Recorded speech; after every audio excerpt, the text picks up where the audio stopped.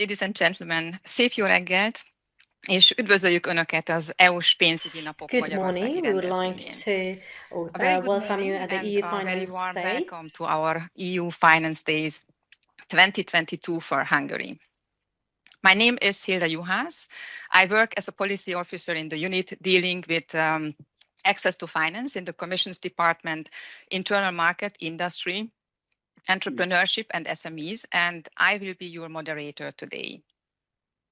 We have a fully packed morning ahead of us with many excellent speakers who will present to you the InvestEU fund and its windows, the InvestEU Advisory Hub and the InvestEU portal. We will hear about the European Investment Fund and its debt and equity products, and the InvestEU call for expression of interest for financial intermediaries, which was published in March 2022. We will touch upon funding opportunities from the European Innovation Council for startups and SMEs to develop and scale up game-changing innovations. And last but not least, we will also share with you insights on how the Single Market Programme and the Enterprise Europe Network supports small businesses in Hungary.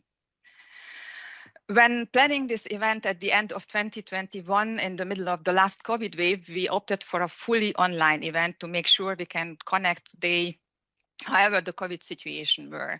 But we will try to make this webinar as interactive as possible and give you the opportunity to ask and contribute. We will try to take some of your questions in the morning sessions. For this, we will be using Slido, a tool you might already be familiar with.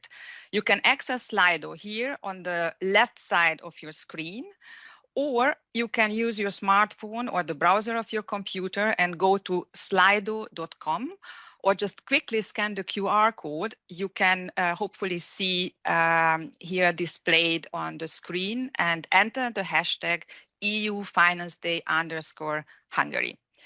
You can also vote which question you consider important, so we can prioritize them accordingly by clicking on thumbs up next to the question. Additionally, after the presentations, after the sessions, there will be 4 parallel breakout sessions from 12:30 to 1 p.m., where you will be able to directly approach our experts with all your questions. So in case we can't take your questions in the morning sessions, we will take them certainly up in these Q&A sessions at 12:30. You will be able to join the Q&A session of your choice by clicking on one of the links displayed at the end of the agenda, which you can find at the event website, but also you will be able to join to the breakout rooms through the links which we will publish on Slido. We are providing a simultaneous interpretation from Hungarian to English and from English to Hungarian, and we would like to very much thank in advance to our interpreters for their precious work. When you connected to the event this morning, you would have been given the choice of the language you prefer to follow the live stream, but there is also a toolbar at the bottom of the video window where you can select the language you prefer. Our webinar will be recorded, and we will make the recording available a couple of days after the event. The presentations of the speakers are already available at the event website. Finally, but most importantly, after the event, we will be sending you a short survey via email that we would invite you to complete. This will really help us to improve our future events. Thank you in advance for participating in the survey. So after all the practical information and housekeeping, we are now very much looking forward to our introductory speakers. Please welcome first Merete Clausen, Director Investment at the European Commission's Department, Internal Market, Industry, Entrepreneurship and SMEs. Merete, please. Good morning, everyone, and thank you, Hilda, for the introduction. It's a great pleasure for me to be here with you today for the launch event for our EU flagship investment program, the InvestEU, and to give you some information about some other EU financing initiatives. This event is actually a series of virtual meetings with the Commission, which the Commission organizes this year. We do this to raise awareness for the EU support programs and to support the implementation of the InvestEU program. I would like to thank our fellow organizers, the European Investment Bank Group, and in particular congratulate Alain Nadeau, who is opening this event together with me, for his recent appointment as head of the EIB representation in Hungary. So today we put focus on investment and we put focus on Hungary. As me, I imagine that many of you have the feeling that the world around us is changing rapidly and dramatically in ways that years or just months ago we could hardly imagine. It has become more unstable and unpredictable. We're struggling with high and volatile energy prices. Providing companies with and households with affordable, secure and clean energy this winter will be a challenge, and it requires decisive action from the EU governments and from the society at large. This situation is a direct consequence of Russia's military attack on Ukraine, which in addition to the human tragedies it has brought, has also put at risk the security of our supply chains. In addition, although to some extent decreasing, the threat that the COVID pandemic brought to our economies has not yet been overcome, and many businesses we know are still struggling with its consequences. The crisis required immediate support measures for the affected companies to stay afloat, and today it still necessitates a massive amount of recovery support for the EU economy. And last but not least, the threats that climate change brings to our economies and our way of living are becoming more visible every day. So all of these challenges require combined efforts and actions at the national and at the European level. And what are we doing at the EU level?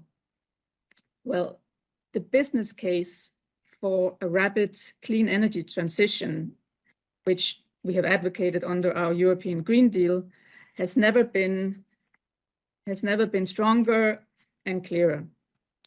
With REPowerEU, the European Commission plans to make Europe independent from Russian fossil fuels well before 2030.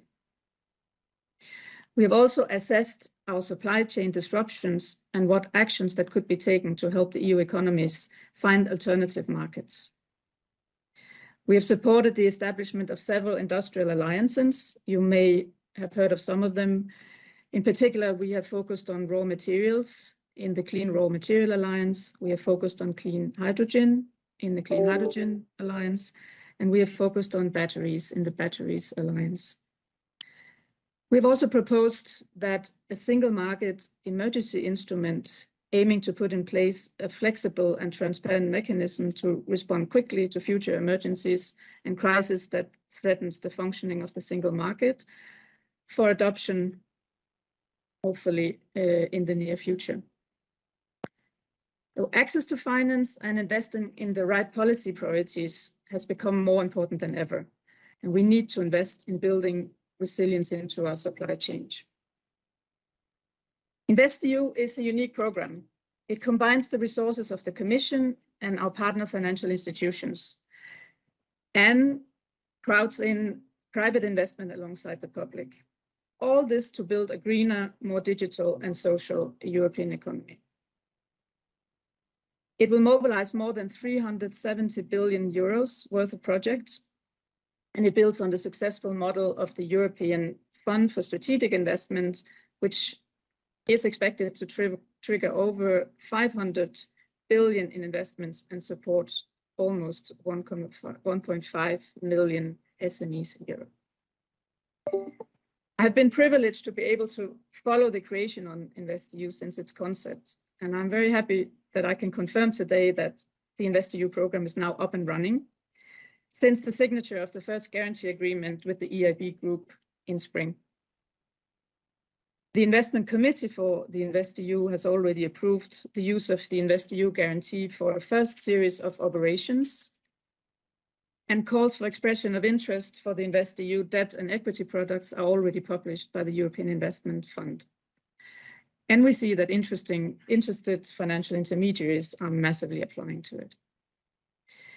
And we will have a number of other implementing partners joining forces with us, both international financial institutions and national promotional banks who knows the situation on the ground in the member states. So this is the right moment for you to get informed about the possibilities for you in Hungary. You will hear much more today in detail about the investments, the types of investment that InvestEU can support. But you will also hear about other programs, complementary programs that can supply, in addition to grants, to financial support through equity and debt, also supply grants. So you will hear this from the expert in the Commission and the ISMEA executive agency who are implementing for us. They will tell you about the European Innovation Council Accelerator, which supports very early stage companies. It de-risks and scales up high impact innovation and is really conceived to help disruptive innovation and breakthrough technologies thrive. And you will also hear about the Single Market Program that has a specific pillar that supports the competitiveness, capacity building, and sustainability of SMEs. So, in conclusion, ladies and gentlemen, to succeed in supporting the EU recovery and responding to today's challenges, we really need to work together. And financial institutions in Hungary already have the experience with EU financial instruments, and I'm convinced that with this new generation of instruments that are on offer, our successful cooperation will continue. So with that, I wish you a very informative and interesting day. I hope that you will take the opportunity to exchange with our experts and bring also useful feedback for us that we can use in our future development of the EU instrument. So thank you very much, and I wish you a very nice day. Thank you very much, Merete. And I would now like to invite Alain Nadeau, head of the European Investment Bank Group office in Hungary, to deliver his introductory remarks. Alain, please. Yes, dear guests, dear colleagues, good morning, actually from Luxembourg, where the EIB Group heads of office in the EU hold their annual meetings. But today is actually my first public event I'm participating in since my appointment to Hungary last week. And of course, I could not hope for a better start than being even virtually next to colleagues from the European Commission and the European Investment Fund. I would like to start by thanking the European Commission, both in Brussels and in Budapest, for their cooperation in the organization of this online event. And thank you in particular, Merete and Hilda. As it was just mentioned, this event comes at a critical time. I mean, when the EIB opened its Budapest office back in 2016, the focus was on the implementation of the investment plan for Europe, and the purpose of this plan, as you all remember, was to give an additional boost to growth and job creation across Europe. Today, the context is obviously very different. As President von der Leyen said in a recent State of the Union address, the months ahead of us will not be easy, be it for families who are struggling to make ends meet or businesses who are facing tough choices about their future. Last week, I attended a presentation by Marton Nagy, Minister for Economic Development, who also stressed the particular nature and the magnitude of the upcoming crisis. He insisted on asymmetries between large companies and SMEs, between companies with a limited or a large energy intensity, and he called for targeted support. So within this environment, I mean, the InvestEU program clearly comes at the right moment with an appropriate set of instruments.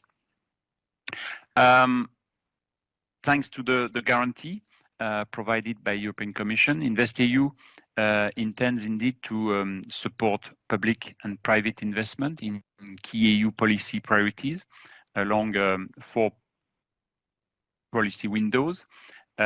These windows, which will be further explained during today's webinar, are sustainable infrastructure, research, innovation and digitalizations, SMEs, social investment and skills. So altogether, this will help to build a greener, more digital and more important, a more resilient European economy.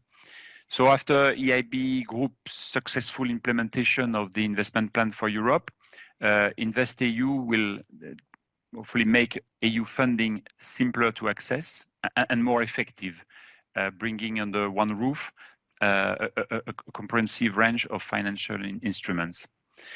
Another key feature of InvestEU I would like to stress is its advisory hub. Thanks to EIB engineers and economists, we will continue to provide support in the different technical aspects of project preparation and implementation, enabling for quality projects to happen. In addition, we will enhance services related to financial advisory, both direct and to our financial intermediaries. To conclude, I would like to stress that the European Investment Bank Group has been working with Hungary since 1990, supporting both public and private sector. And the current level of signed signature exposure is around 10 billion euros. Last year, the activity of the group amounted to close to 900 million euros, which is, of course, a significant amount. On average, public sector still accounts for 75%, corporate private sector, including intermediary financing, for 25%. Last year, to give you some examples, the bank supported the public health sector as part of the COVID-19 response. We also financed the energy efficiency, refurbishment of residential buildings, the extension and reinforcement of electricity transmission networks, the acquisition of a new electric locomotive. The bank group also supported SMEs as well as student loans through dedicated lines of credit.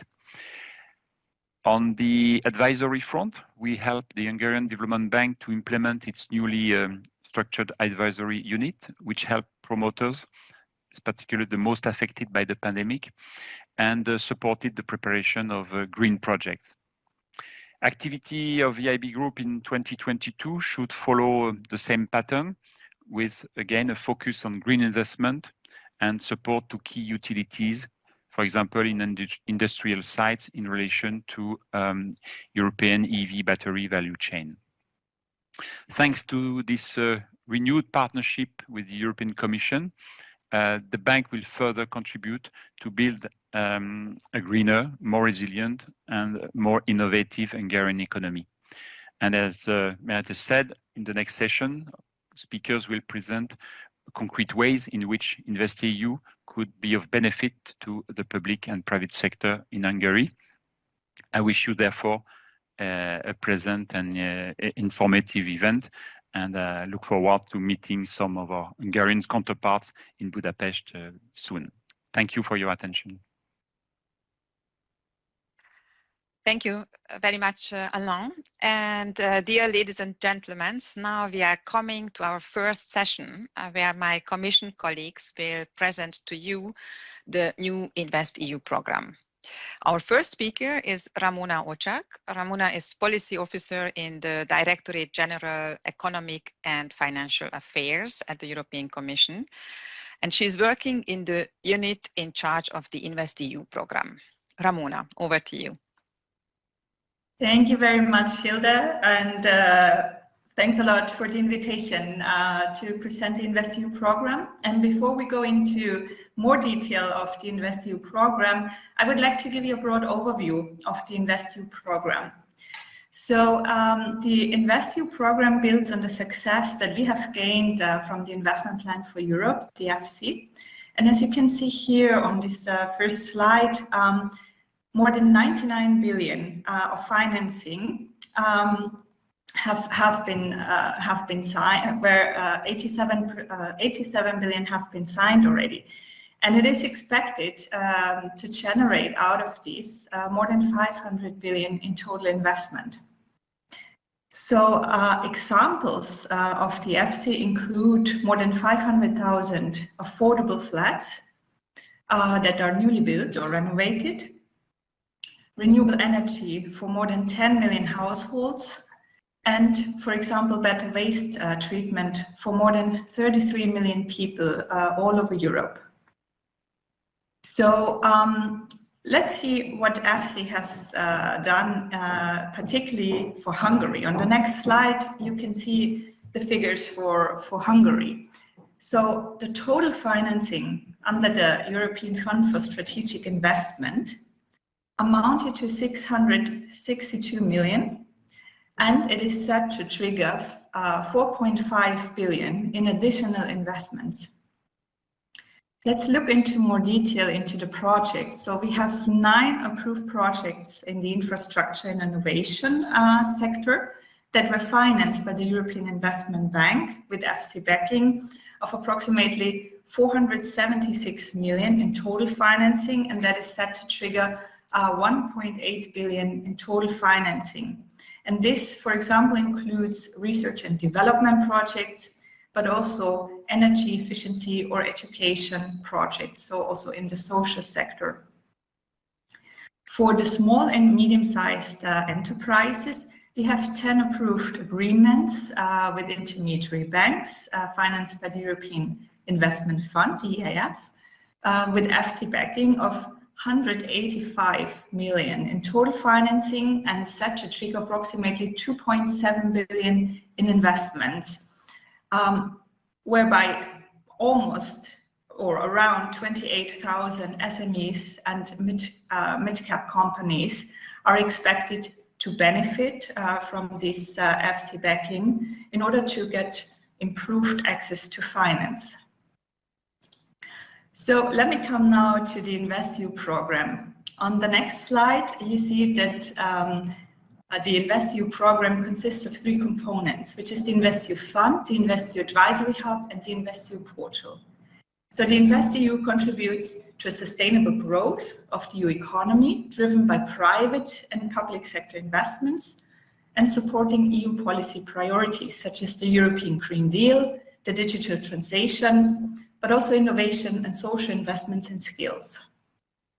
So let's look into more detail of these 3 components. The InvestEU Fund will be implemented, so if we can go back to the previous slide, please.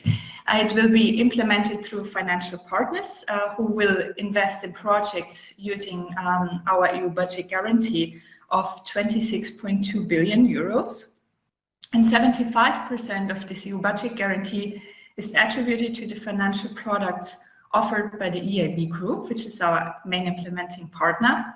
And the remaining 25% of the EU budget guarantee is accessible to other international financial institutions active in the EU and national promotional banks. The EU budget guarantee will back these investment projects of our implementing partners, which is increasing their risk-bearing capacity to help crowding in at least 372 billion euros in additional investment. So this is what we expect in additional investment. So the InvestEU Fund will provide loans, equity, or guarantees, and it supports the mobilization of investments to help to build a steady pipeline of quality investment projects. We also have the InvestEU Advisory Hub that will provide technical assistance and advisory support to project promoters and financial intermediaries. And then we also have the InvestEU Portal as the 3rd pillar of the InvestEU program, which is the meeting place providing visibility and networking and matchmaking opportunities for EU projects, companies who are based in the EU, and to global investors, so investors worldwide. On the next slide, please, I would like to go into more detail on the policy context of the InvestEU. So the InvestEU program is a part of the Next Generation EU initiative, which is an 800 billion temporary recovery instrument, and it's also part of the new EU multi-annual financial framework for the years 2021 to 2027. So the investment focus in the EU will be towards a greener, more digital and more resilient and better fit economy for the current and the forthcoming challenges that are ahead of us. The next slide, please. So let's look into more detail on the InvestEU fund. So as I said before, the InvestEU fund will be backed by an EU budget guarantee of 26 billion euros and will be implemented through our implementing partners, with our main implementing partner, the EIB Group, where we already have signed, as Merete mentioned before, our agreement in March this year. So it's up and running already. The investment committee has already approved more than 50 projects.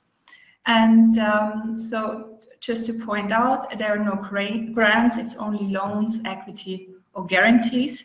And with the help of the InvestEU fund, we are expecting to mobilize more than 372 billion euros in additional investments by attracting public and private investments. On the next slide, I would like to show you that we have 4 policy windows where the InvestEU is focusing on. So it's a sustainable infrastructure, where 9.9 billion euros in EU guarantee attributed. For SMEs, where we have 6.9 billion in EU guarantee. The research, innovation and digitization sector with 6.6 billion. And the social investments and skills with 2.8 billion in EU guarantee. And I just would like to point out that there's a link to the Recovery and Resilience Facility, the RRF. So funds from the RRF may be contributed by the member states for provisioning the InvestEU guarantee.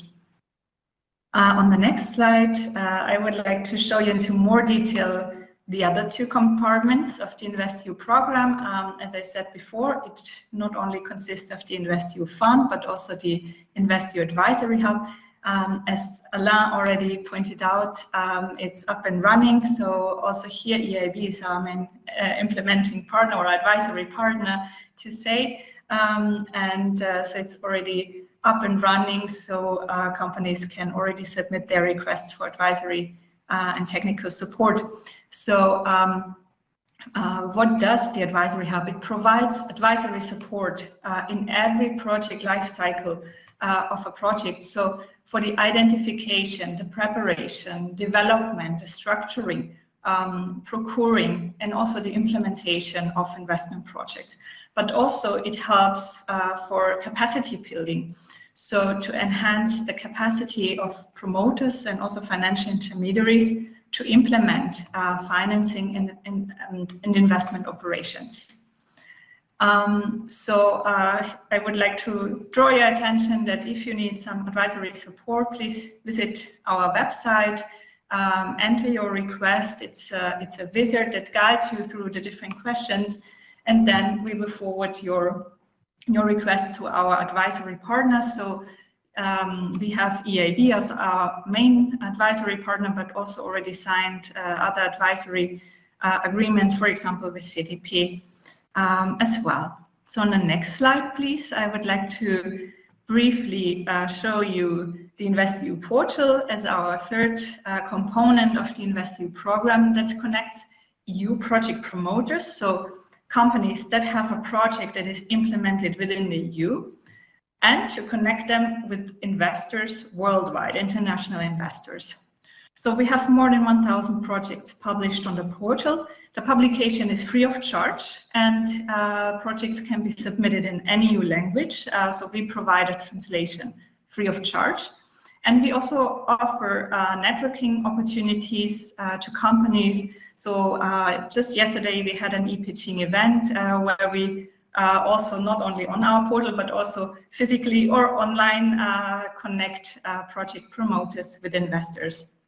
So here I would like to conclude my presentation and wish you a very nice and interesting event into going into more detail into the InvestEU program. Thank you very much.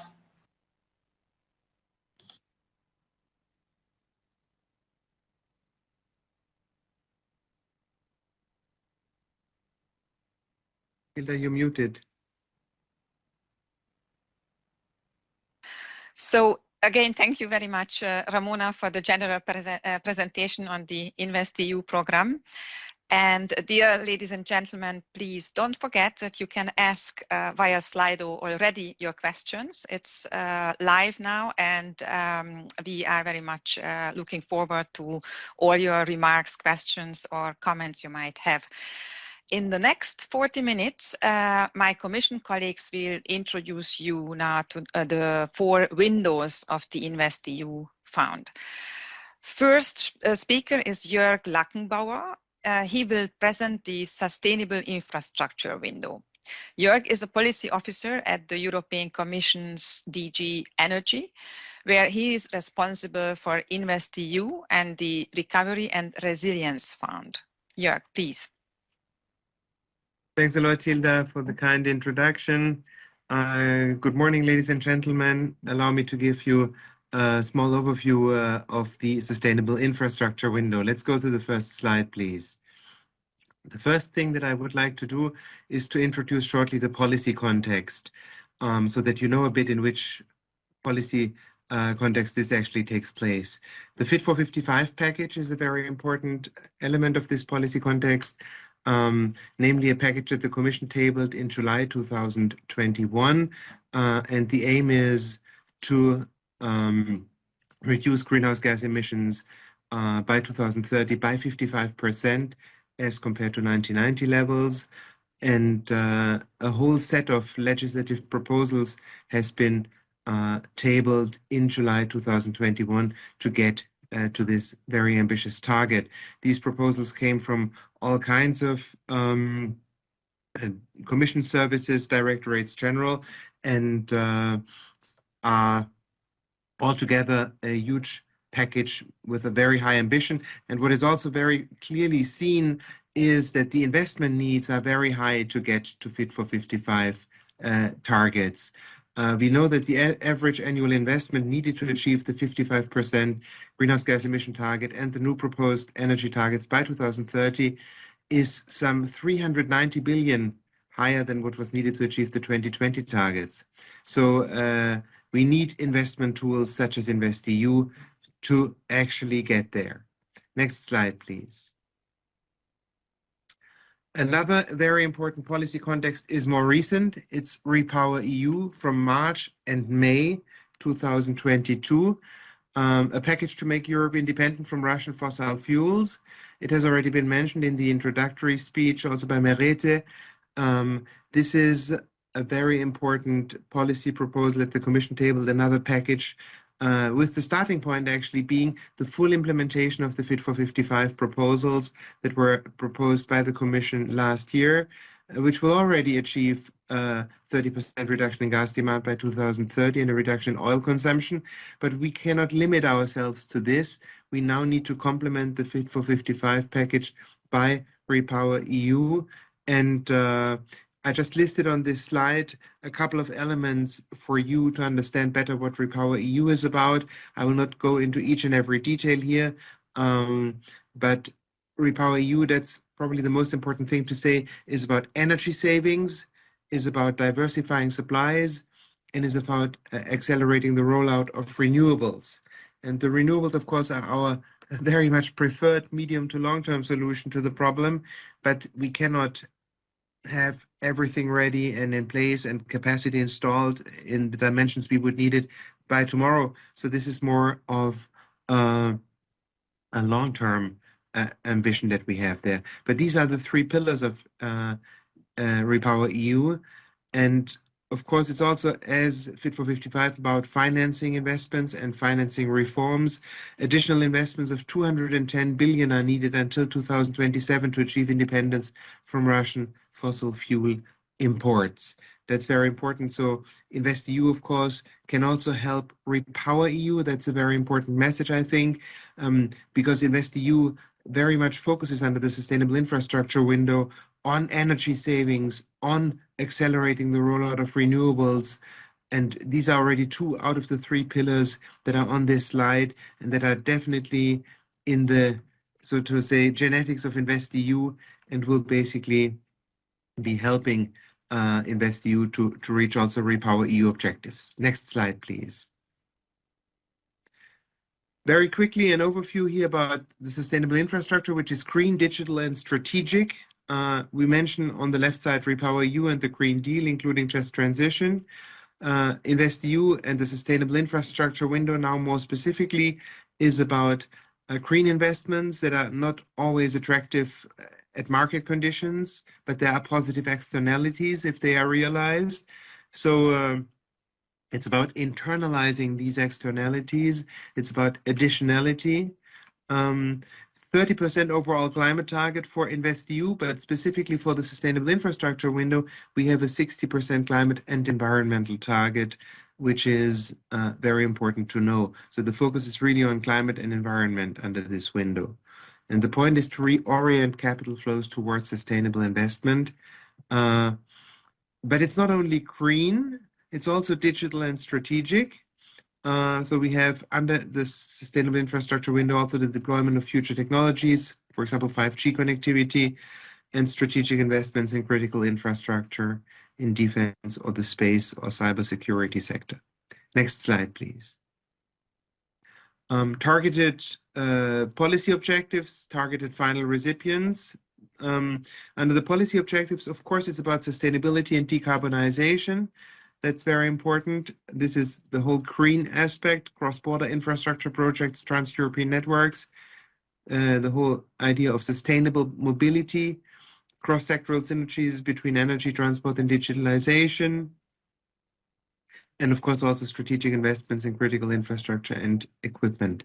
And who are our final recipients targeted? Who do we put in the center of our attention in terms of final recipients? It can be standalone promoters of projects.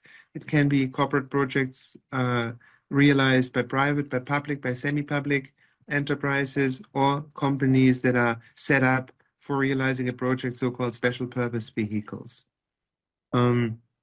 Next slide, please. We have, as Merete said, already signed in, I think it was March 2022, the EIB Group Guarantee Agreement, and the financial products under the Sustainable Infrastructure window are listed here on this slide. On the left side, you see the general debt, which is a very big product. The aim is to improve access to finance for aggregated smaller projects or standalone projects in different areas: sustainable transport, clean energy transition, environment and resources, but also tourism, bioeconomy, decarbonization of industry, or for future technologies, which I already mentioned, digital, space, defense. Apart from the general debt, we also have the climate and infrastructure funds. This is combined with the social investment and skills window. We have the sustainability guarantee, which the EIF is intending to roll out. That's a guarantee product that we jointly realize and implement with the SME window, depending on who is actually targeted, households or SMEs. And we have other sub-products, for example, climate and environmental solutions under other windows, but they're also targeting green investments. And on the right side here of this slide, you see the thematic products. Thematic products are typically higher risk, higher policy value, technically and commercially speaking. For example, under the green transition thematic products, which are jointly carried out with research, development and innovation window. And then we have as eligibility just a subset of policy areas under the general debt, because in fact we're targeting higher risk, more innovative, more risky projects, but that potentially also have a higher payoff. And finally, we have the private finance for energy efficiency, PF4E, a capped portfolio guarantee, which aims at implementing energy efficiency and renewables projects, and to some extent also mobility projects. Next and last slide, please. I can't see it. Yeah, now that it's there. EIB Advisory Initiatives, as was mentioned before already. I would also like to shortly address the advisory side of things. I start with the right side of the slide. Sustainable Infrastructure Advisory, SIA, is about project advisory, capacity building and market development. We basically have the whole advisory element to the investments that are supposed to be taking place under InvestEU, under the Sustainable Infrastructure window, projects that have a potential to be earmarked for EIB or InvestEU support, more generally speaking. Again, the areas are, of course, exactly the same as we saw eligible before: sustainable transport, clean energy, bioeconomy, and so forth. There's a 40% climate marker attributed to the advisory activities, and a wide range of beneficiaries. And on the left side of this slide, and that's also with which I will conclude, ELENA, European Local Energy Assistance, is project development services for project preparation in energy efficiency, renewable energy sources, sustainable transport in cities. ELENA has been very successful in the past, achieved a high leverage, meaning that with every euro invested in these advisory services, a very high amount of euros could be realized in terms of investments. Leverage minimum factor is 20 for energy, 10 in case of renovation of buildings, 10 in case of transport. And we have a whole range of beneficiaries here as well, from public to private companies, regional and national authorities, and so forth. And I think that was my last slide. With that, I want to thank you for your attention, and I'm happy to take questions later in the Q&A session. Thank you very much.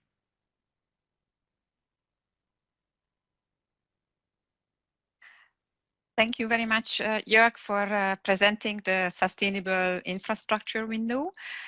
And let me introduce now Evita Agalianu, Policy Officer for Social Finance at the Directorate General Employment of the European Commission. She and her colleagues are in charge of the Social Investment and Skills window. Evita, over to you. Hello, good morning on my side. I will present to you the social window. My colleague earlier explained how the sustainable infrastructure window supports the green and digital transition. I will present to you how the social window supports the principle of leaving no one behind in this transition. It is a smaller window of InvestEU with the euro 2.8 billion in EU guarantee. And it is framed within the principles of the European Pillar of Social Rights. The European Pillar of Social Rights has 20 key principles and rights that are essential for fair and well-functioning labour markets and social protection systems. The action plan of the European Pillar of Social Rights translated these principles into concrete actions and proposed headline targets for 2030 that you can see in the middle of the slide. This is at least 78% of working age population to be in employment by 2030. 60% of all adults shall be participating in training every year by 2030, and a reduction of at least 15 million of people, of the number of people that are at risk of poverty and social exclusion. Within these principles of the European Pillar of Social Rights, there are three main policy areas where the biggest bulk of the investments is expected to go. And these are the three blue boxes that you can see on the upper side of the slide. Social infrastructure follows the FC investments in this area.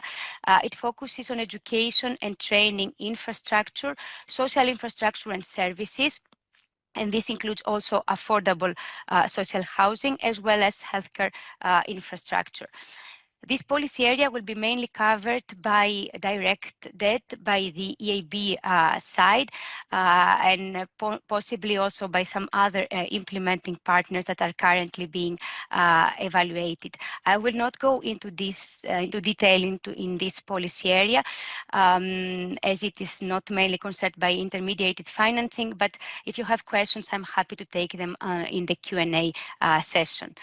Then we have microfinance, social enterprises, social impact and innovation, continuing the successful implementation of the EU program for employment and social innovation, the EASY program, as well as the EFSI social impact pilots.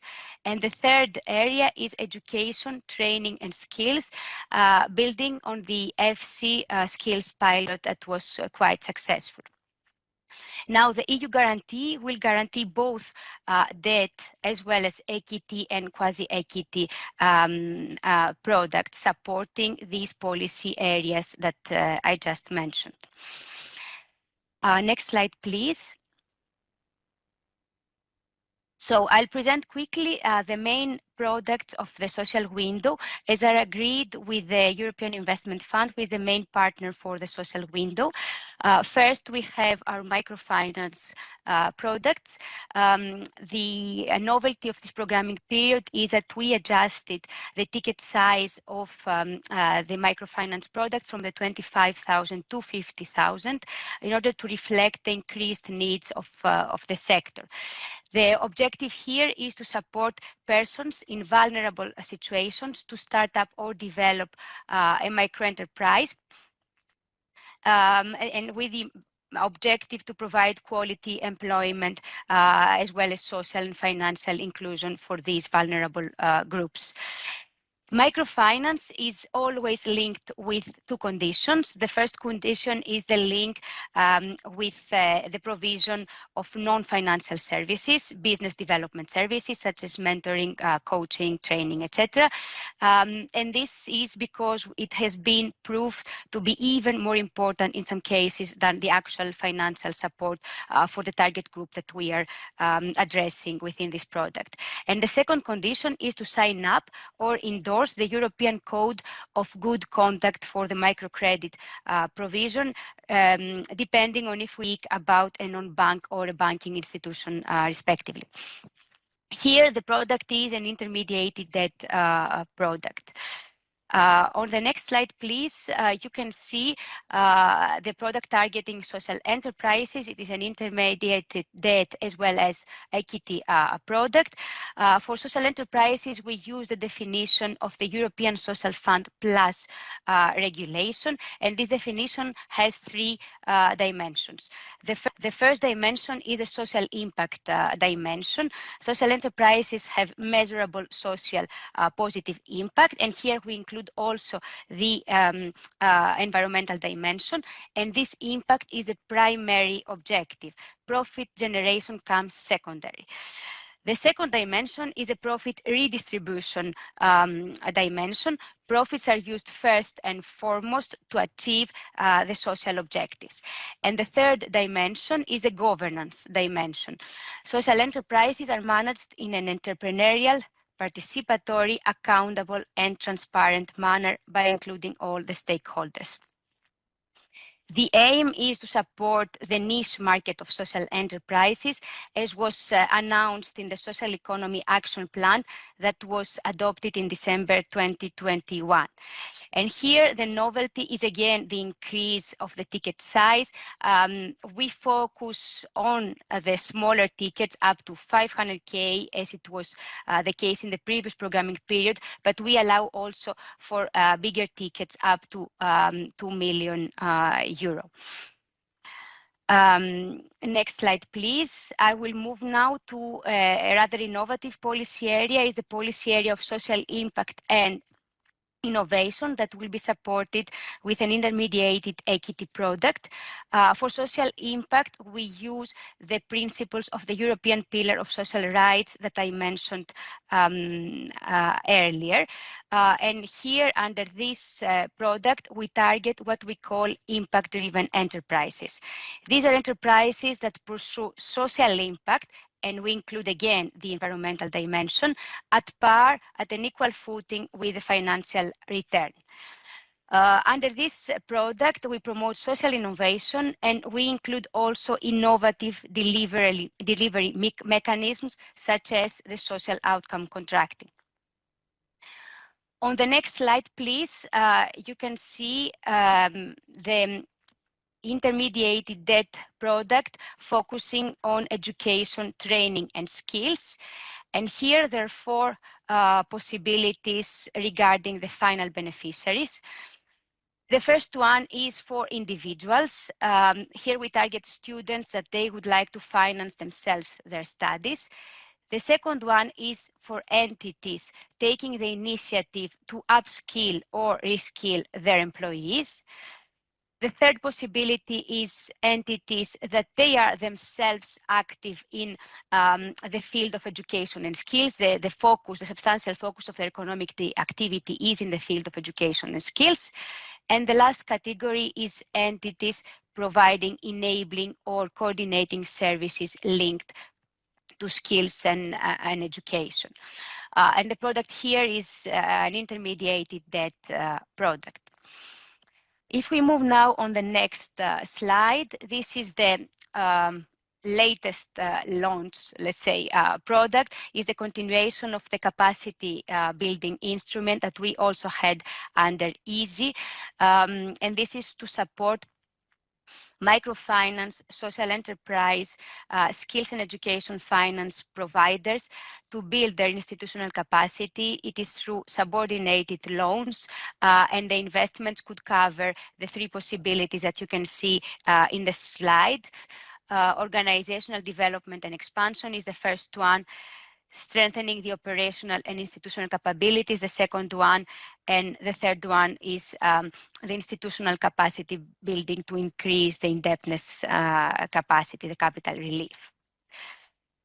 Moving now to the last slide, I would like to show you that all the initiatives that I just mentioned and all the policy areas that I mentioned are accompanied by advisory initiatives.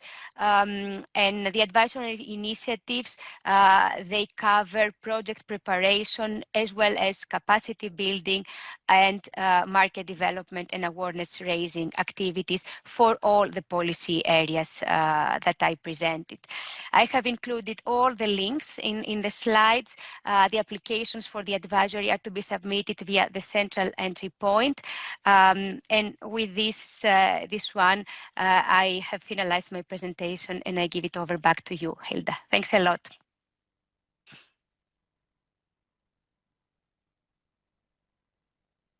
I think you are muted, Hilda. So thanks, Evita. Thanks for the very interesting presentation. Our next speaker is Albina Taneva. Albina is a policy officer in the Access to Finance unit at the Commission's Directorate General Internal Market, Industry, Entrepreneurship and SMEs. And she will today introduce us the SME window of InvestEU. Albina's tasks are related to the strategic planning, scoping and programming of financial products under the SME window of InvestEU, and she is also overseeing its implementation. Albina, the stage is yours. Thank you, Hilda. Good morning to everyone. Today, as my colleagues already did for the sustainable infrastructure window and the social window of InvestEU, I will give you a bit of information on the policy angle of the SME window and why we have designed the products that you will later on see with more details explained by our EF colleagues. As mentioned by Ramona about the structure of InvestEU, we have the three building blocks, the InvestEU Fund, the InvestEU Advisory Hub and the InvestEU Portal. We are also, the InvestEU is putting under one roof, under one umbrella, all the EU level financial instruments that existed in the previous programming period. For the SME window, we are basically taking into account what we have implemented under the COSME Loan Guarantee Facility and the Equity Facility for Growth, also the InnoFin facility for supporting SMEs, and the Cultural and Creative Sector Guarantee Facility. So we are building on the experience we had, rather positive, I would say, with these instruments in order to design what would be the structure and the policy angle of the InvestEU SME window at the moment. Next slide, please.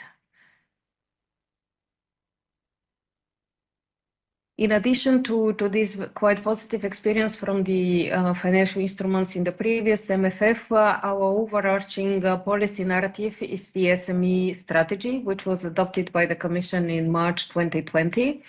It was just before the COVID pandemic, but actually the policy angle of the strategy turned out to be quite pertinent in the last couple of years.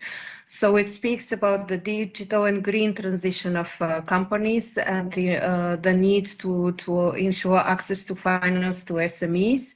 Also about the creation of an integrated European capital market, and the strategy points out to the SME window as one of the tools to support these policy priorities.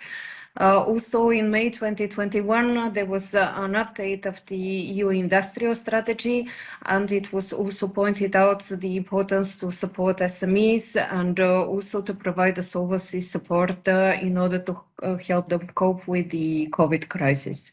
Next slide, please. So building on these angles, this is how the InvestEU support for SMEs will work. 75% of our 6.9 billion capacity that was already mentioned in Ramona in her presentation is to be implemented by our main implementing partner, the European Investment Fund. The other 25% are reserved for other implementing partners like international financial institutions, national promotional banks, and from the Hungarian side, we will hear later on a presentation by Garantica, which are one of our future implementing partners, having applied for direct access to the SME window. Then on their side, these implementing partners can either support SMEs or small mid-caps in certain cases directly, or they can launch calls for expression of interest to select financial intermediaries. This could be commercial banks, guarantee institutions, microfinance providers, equity funds, and so on. And they, on their side, are providing lending or equity financing to SMEs and small mid-cap companies. Next slide, please. As regards guarantee products, we will have under the SME window. On this slide, you can see a bit the policy angle we have followed.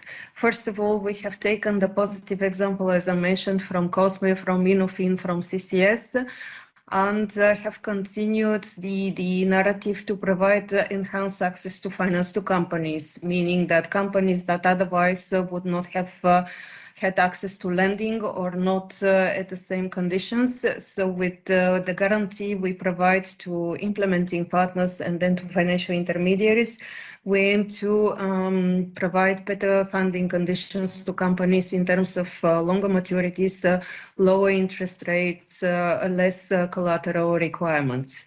We have included, because of the COSME pandemic, a solvency angle to this competitiveness support, meaning support to viable companies before the COVID crisis, which because of the pandemic has suffered certain losses in their annual turnover. The policy angle that we have added, because of the sustainability and digitalization priorities for the EU at the moment, is a specific guarantee product, as Jörg already mentioned, together with the sustainable infrastructure window, targeting companies that are green already, either because they have certain amount of their turnover dedicated to green activities, or because they have certain green patents, technological rights, they're just operating in these areas, or because they want to transfer their businesses into more sustainability domains, meaning they want to do more energy efficiency projects, they want to engage in circular economy business models, they want to do investments related to nature protection, to water pollution, and so on. So we encompass the whole sustainability aspects together with certain social angle, helping companies to provide more accessibility services for people for clients or people with disabilities. The other policy angle we look at is innovation and digitalization. So we want to boost the access to finance to companies that are innovative, that have certain percentage of their annual turnover or CapEx or OpEx expenditure dedicated to R&I. We want also to enhance digitalization support to companies, so companies seeking for lending in order to digitalize their business models or digitalize their supply chain with customers would be able to benefit from the product. And also we continue the CCS facility active in the old programming period for the cultural and creative sector industries. Our clients can be, as I mentioned already, banks, national promotional banks, or commercial banks as financial intermediaries, guarantee societies, leasing companies. Next slide, please.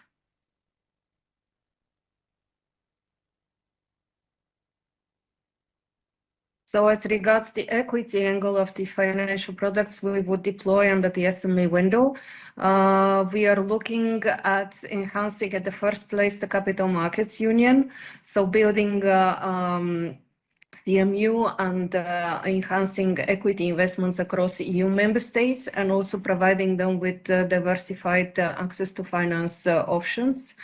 We have also a policy angle dedicated to climate and environmental solutions, where we want to support equity investments in areas dedicated to green energy, to green transport, sustainable agricultural practices, blue economy, and other environmental and climate solutions.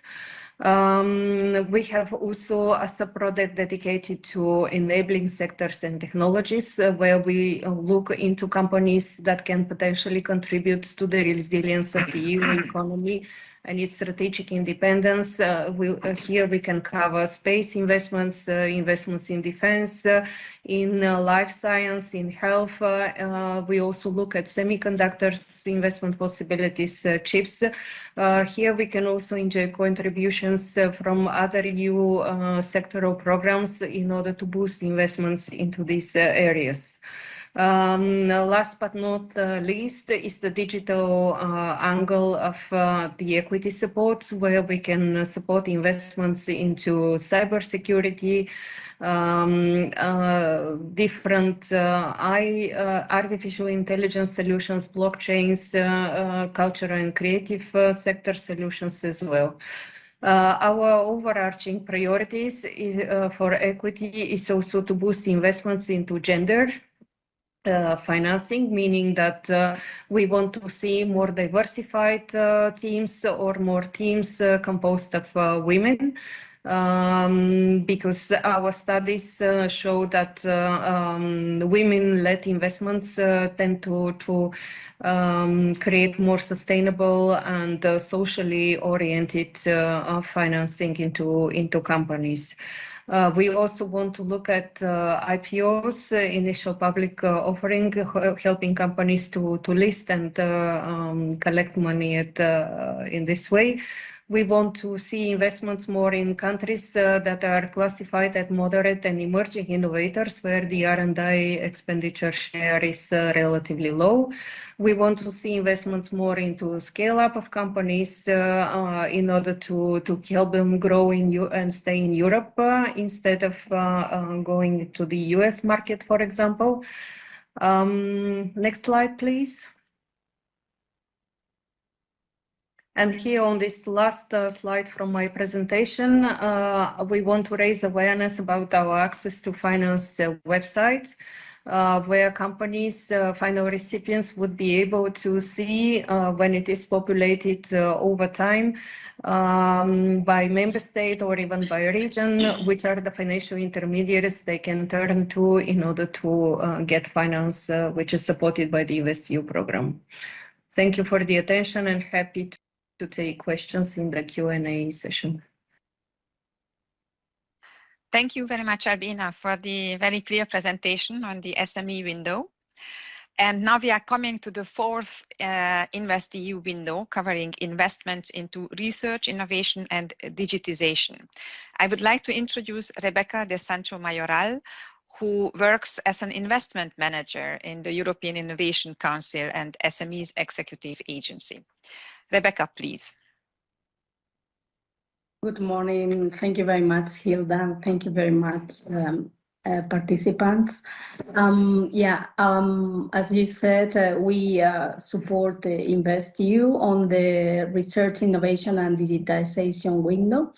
And if you can go to the next slide, many of the things have been already said by colleagues who preceded me, and specifically Albena, who, because it's part of also of the SME window, some of the initiatives here. So the policy context, it's coming from building from the previous programs and how well they were working. So the idea is that investments in research and innovation ensure a sustainable and inclusive future. And we base on to accelerate the green and digital transition, and has already been mentioned, to strengthen the resilience and the crisis preparedness. And this is just an example of how the investment gap it is compared to other competitors like the US, China, Japan, and others. If you can go to the next slide. Please, thank you. So I will focus on the policy priorities of this window, the research, innovation, digitalization window, which are for green, digital, health, and strategic. And when we talk about, for instance, green, there are areas like energy, mobility, low carbon solutions, circular economy, bioeconomy, climate. In digital, many of the ones you know, artificial intelligence, high performance computing, and microprocessors, Internet of Things, as well as 5G. On health with vaccines, that was a specific effort, as we know, during the COVID with therapeutics and diagnosis, and innovating and digitizing the health and care systems. Also, a strategic portfolio that is related to space, defense, and key enabling technologies. If you can go to the next slide, please. On the products that are related to this window and fall under this window, it has already been mentioned, so I will not enter into a lot of details with the general debt product, but it's one of them. And for instance, the objective in this window is to de-risk the investment in research and innovation and to transfer result to the market with fast-growing innovative companies to bring these new technologies and these new products and business models to the market. So, if you can go to the next slide, please. Another product. If you can go to the next slide.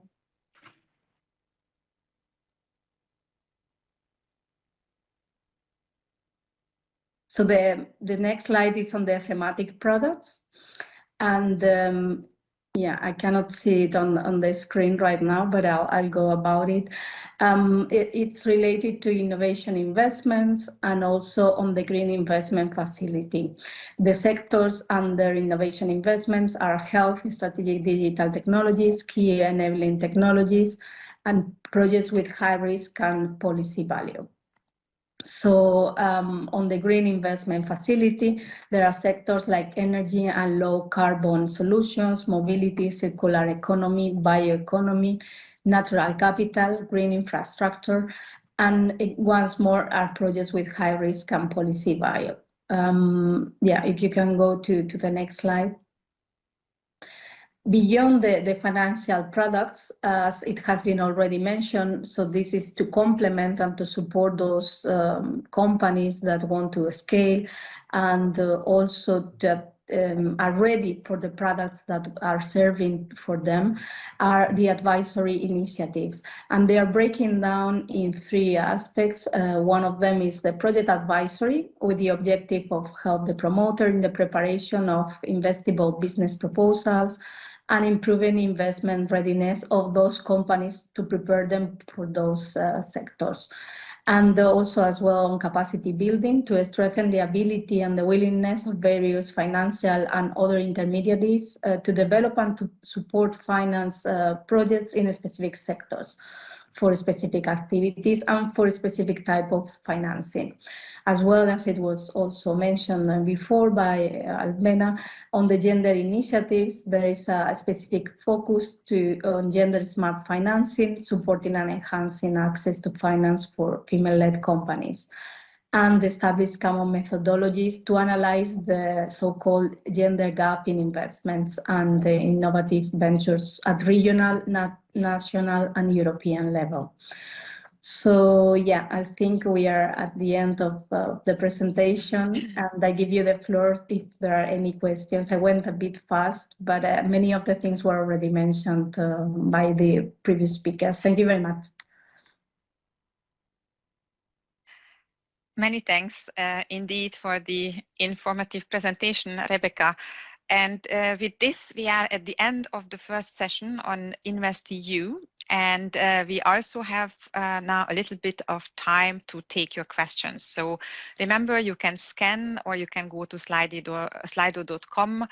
There is also an application which you can download and put your questions. Don't be shy.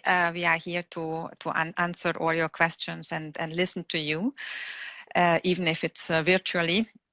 So as far as I can see, we have one question. The first one is, can project promoters apply for multiple windows?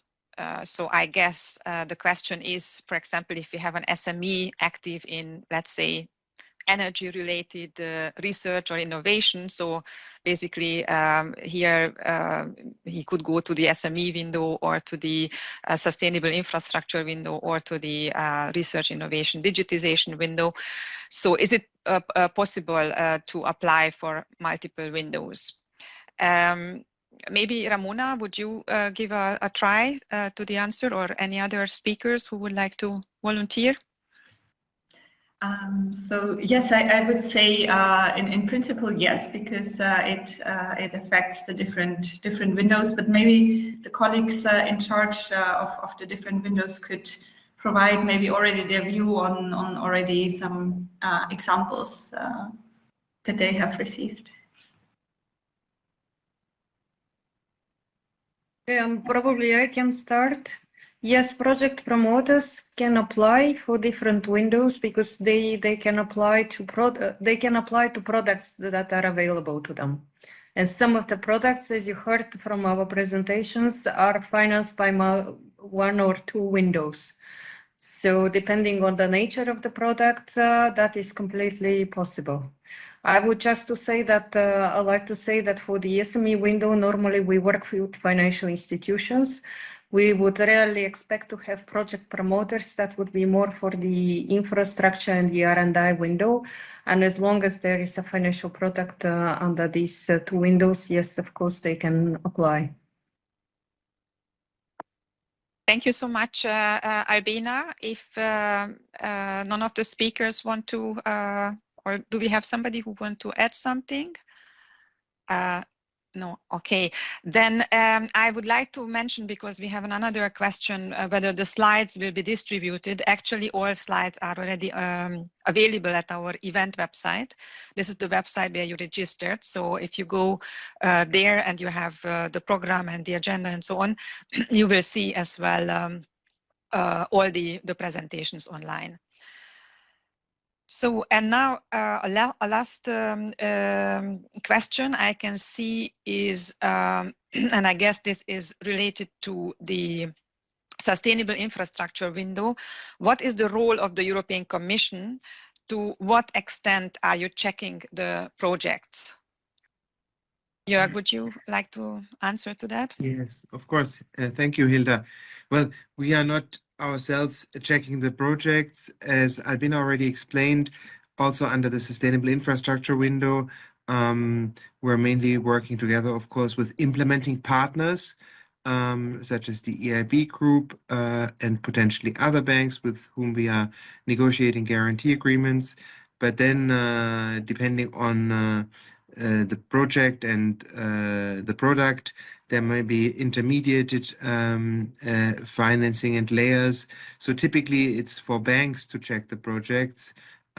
for the departments in the respective implementing partners or intermediating financial intermediaries who will check the projects, but it's not up for the Commission. The Commission basically defines the policy context and the priorities, but is not typically checking projects. Thank you so much. Also, we received another question. Can you provide timing for fund distribution, please? It's indeed a very interesting and important question. I'm not sure, probably this is something rather for our EIF colleagues in the next session when we are talking about the implementation of the InvestEU. So I think I will keep this question and we can discuss it after the next session. So I can't see any other question on Slido. We can, of course, as I said, we have a Q&A session after at 12:30 after the presentations. We will have 4 breakout rooms. You can join to the 4 groups, and you can ask directly your questions there as well. So no worries, we can answer all the questions. So with this, I would say that we are going now to our next session. After we learned about the governance and the 4 policy areas of InvestEU, now we are turning to the question on how InvestEU will actually be implemented. What are the debt and equity products our main implementing partner plans? And we will also hear more about the calls for expression of interest, which were published in March. We will also highlight Garantika, one of the financial intermediaries very active in Hungary, to give a testimonial how the EU financial instruments have worked on the ground. So first, I would like to introduce to our 2 speakers from the European Investment Fund. Nicola De La Valipusa is a finance and strategy professional with 20 years experience covering international corporate development, corporate strategy, finance, and fundraising. In his current role at the EIF, he works on the implementation of financial instruments supporting equity investments under the InvestEU program. Our second EIF speaker is Diana Patrascu, a financial services professional with over 14 years of experience in commercial banking, funding, and capital management, and most recently, pan-EU financial instruments management. In her current role at the EIF, Diana has been working on designing and implementing financial instruments dedicated to debt financing under the new InvestEU program. And last but not least, our third speaker in this session is Zsófia Harsh-Garami, who works as an international expert at Garantika Credit Guarantee. She is responsible for the successful negotiation and implementation of counter-guarantee agreements under the InvestEU program. She has a unique and comprehensive experience in project management of EIF guarantee products, including the preparation of the application, financial product development, and introduction of the new guarantee product to the market. So, Nicola, please, the stage is yours. Thank you very much. Good morning, and thank you for the opportunity to present the EIF products under InvestEU. My name is Nicola De La Valipusa. I'm a senior officer at the EIF, and I'm responsible for the implementation of InvestEU, principally on the equity side. My colleague Diana, who's presenting next, will be focused on the debt side. And if we can launch the slides, I'll jump right in. So InvestEU is a 26.2 billion EU guarantee in support of innovation, investment and job creation, and it runs through to 2027. It aligns with the critical thematics of sustainable infrastructure and the green transition, research, innovation and the digital transition, social investment and skills, and continued support of SMEs. That's the fund as a whole. If we can go to the next slide, please. The InvestEU fund solution is, well, the EIF is the largest implementing partner of InvestEU. We have 11 billion of the total 26 to invest, and we split that 11 billion between our equity and debt guarantee products. The Eib group as a whole is implementing partner for 3/4 of the InvestEU fund, with the remainder set aside for others such as NPIs.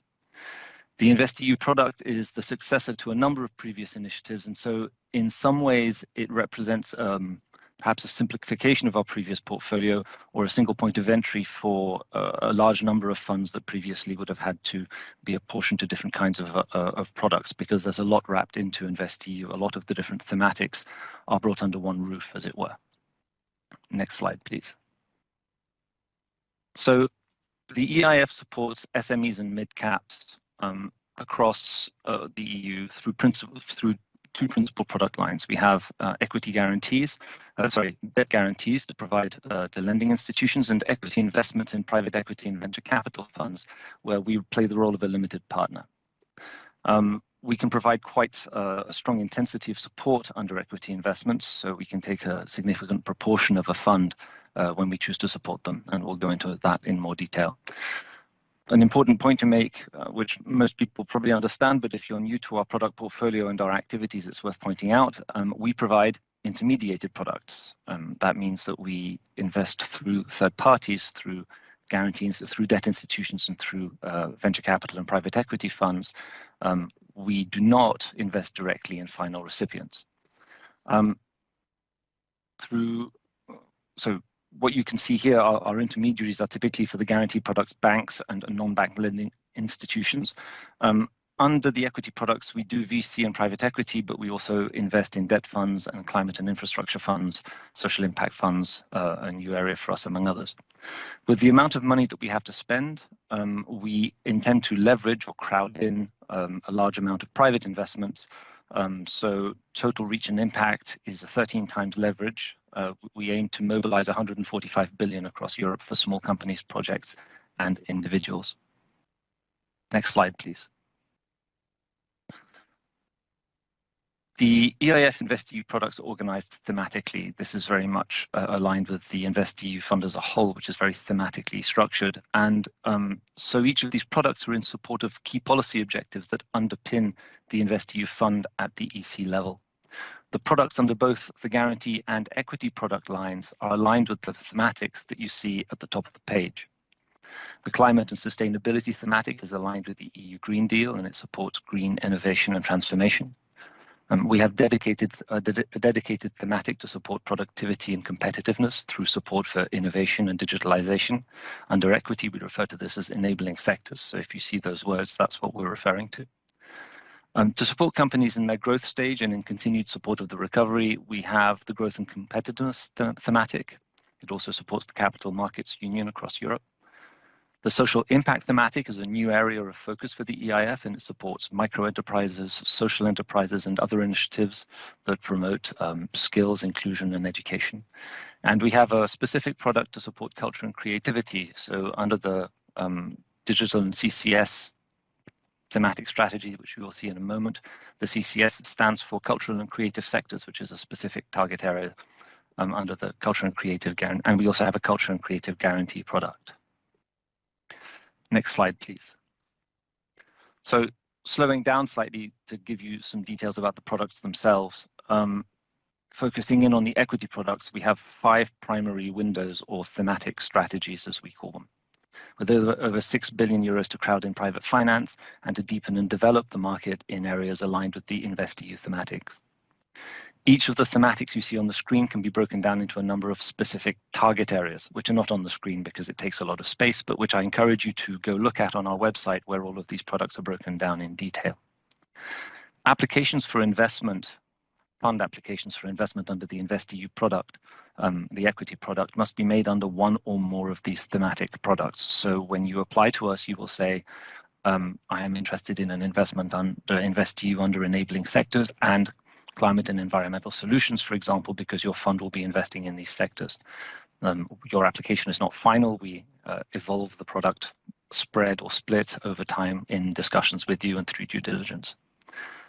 So going through the thematic products in order. Capital Markets Union provides finance to funds that support growth companies and diversifies sources of financing for scale-ups in particular.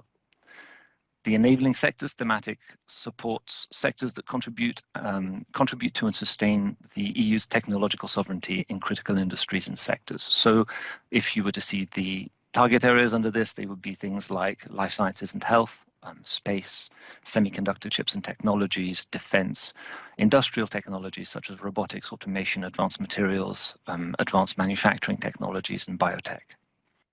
The climate and environmental solutions thematic strategy supports research, development, and commercialization, and the scaling as well of clean technologies and environmental sustainability solutions.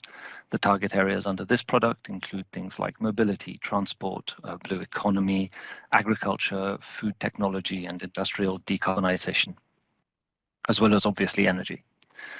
Under the digital and cultural and creative sectors, this thematic strategy is about strengthening the EU's digital sovereignty. It's about supporting the digital transition and supporting culture. The target areas here include artificial intelligence, cybersecurity, quantum computing, education technology, distributed ledger technologies such as blockchain, and cultural and creative sectors. Finally, the social impact product is focused on social enterprises, skills and education, impact investing, and social innovation. I barely have time to scratch the surface here. You would find pages of information on this on our website, but that gives you an overview of how our products are distributed and how we structure our thinking around these products. When you apply to us, you apply in these vertical products and we assign specific products to you. However, we also have what we call transversal or horizontal goals. So in parallel with these vertical thematic products, we have these objectives. We are able to provide a greater intensity of support to funds that align with these goals. What does that mean? It means that we take a greater share, or we are able to, if necessary, take a greater share of the total funds of a total funds under management of a fund and make a greater percentage investment when a fund aligns with these specific targets. So going through the four on the screen to support scale-ups, we have a specific product called Escalar. Escalar allows us to take a different class of share to other limited partners where we reduce our expected return in return for a reduced risk.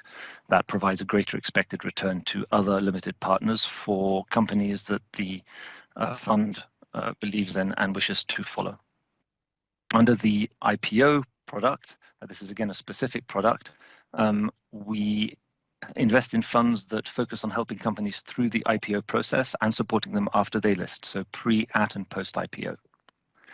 Under the cohesion product, or it's not really a product, it's more of a target, we provide a greater intensity of support to funds focusing their investments in what are called the moderate or emerging innovator countries, or MEICs, as defined under the European Innovation Scoreboard. Here we can increase our participation above 25% in many cases. We also provide a greater intensity of support to funds that reach certain thresholds of female representation at founder, investment committee, or senior management level. Again, we go beyond 25% in these cases where necessary. There are other transversal priorities that are not on this slide. Again, lack of time, lack of space. They include things like first-time teams and funds focusing on technology transfer, where again, we will provide specific additional focus. If we can go to the my last slide, please.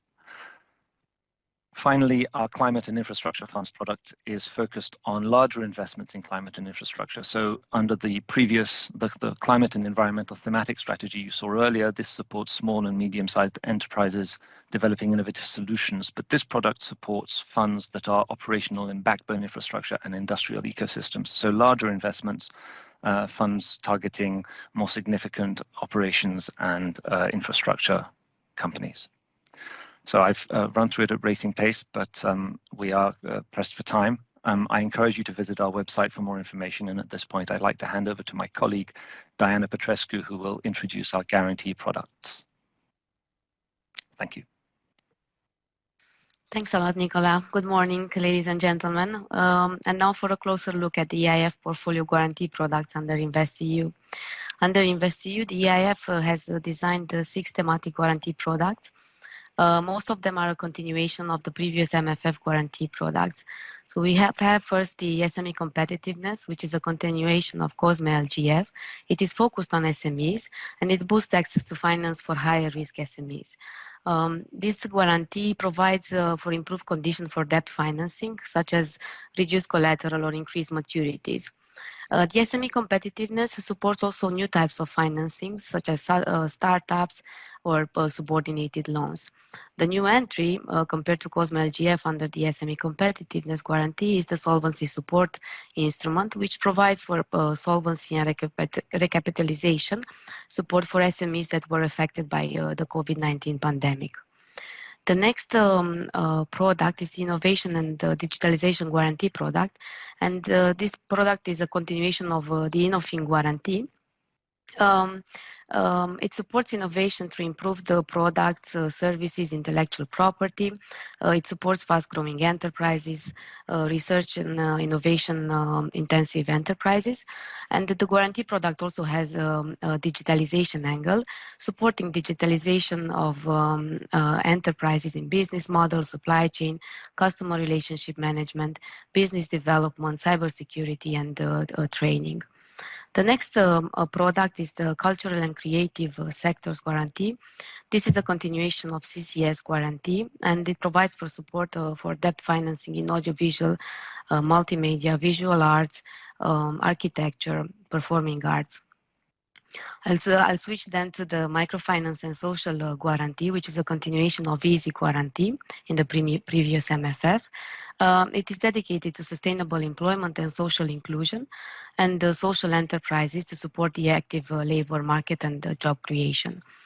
The Skills and Education Guarantee is a continuation of the Skills and Guarantee pilot. It is dedicated to support access to financing for students, learners, and also enterprises who are investing in the skill set of their workforce. Last but certainly not least is the brand new Sustainability Guarantee. A sustainability guarantee is as I said, it's a new product in this MFF. It is dedicated to improve access to financing for sustainable enterprises, as well as green investments and enhancing accessibility, which contribute to Europe's green and sustainable transition. The eligibility criteria in the sustainability guarantee were designed in the spirit of the EU taxonomy for sustainable finance, and it was adapted, of course, for the specific needs of the target final recipients, which are SMEs, small mid-caps, and individuals. The criteria of the sustainability guarantee were designed across all 6 taxonomy pillars, namely climate change mitigation and adaptation, transition to circular economy, water resources, pollution and control, protection and restoration of biodiversity and ecosystems, and sustainable forest and agricultural practices. And it also has a social angle through the social accessibility investments. Next slide, please.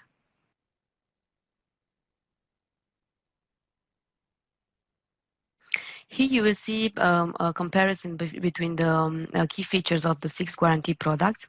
Under InvestEU, the EIF will offer 2 types of guarantees, capped guarantees and non-capped guarantees. The novelty under InvestEU is that financial intermediaries can apply in one go for several products, subject to the type of product that they would like to have, to the type of guarantee, being capped or uncapped. The capped portfolio guarantee, you will see that it's available throughout all 6 products. Under the capped guarantee, the guarantee will cover losses incurred by the financial intermediary, subject to the guarantee rate and up to a maximum amount, which is the cap amount. The uncapped portfolio guarantee is available for a few or for some of the guarantee products. Under the uncapped guarantee, the guarantee will cover all losses subject to the guarantee rate. You will see that the maximum guarantee rate varies between 50% in the case of the SME competitiveness, except for the higher risk category 3, which is actually the solvency support instrument, and up to a maximum of 80%. With regards to another novelty that we have under InvestEU is that we will charge a guarantee fee for all the capped products except for the social and skills and education. The guarantee fee is 20 basis points in the case of capped portfolio guarantees and 70 basis points for the uncapped portfolio guarantee, except for the subordinated debt where it will be 120 basis points. If we can go to the next slide, please. You will see that we have a very diverse range of target final recipients from SMEs to small mid-caps, natural persons, housing associations, also small and public enterprises, depending on each product. Then we have different ticket size, different principal amount, maximum principal amount, again, depending on the product type. Generally, the minimum maturity for the debt financing provided is of 12 months. However, there are some exceptions in the solvency support instrument where we have a minimum maturity of 3 years. And in the case of the micro and social, where we have a minimum maturity of 3 months. We can move to the next slide. Thank you.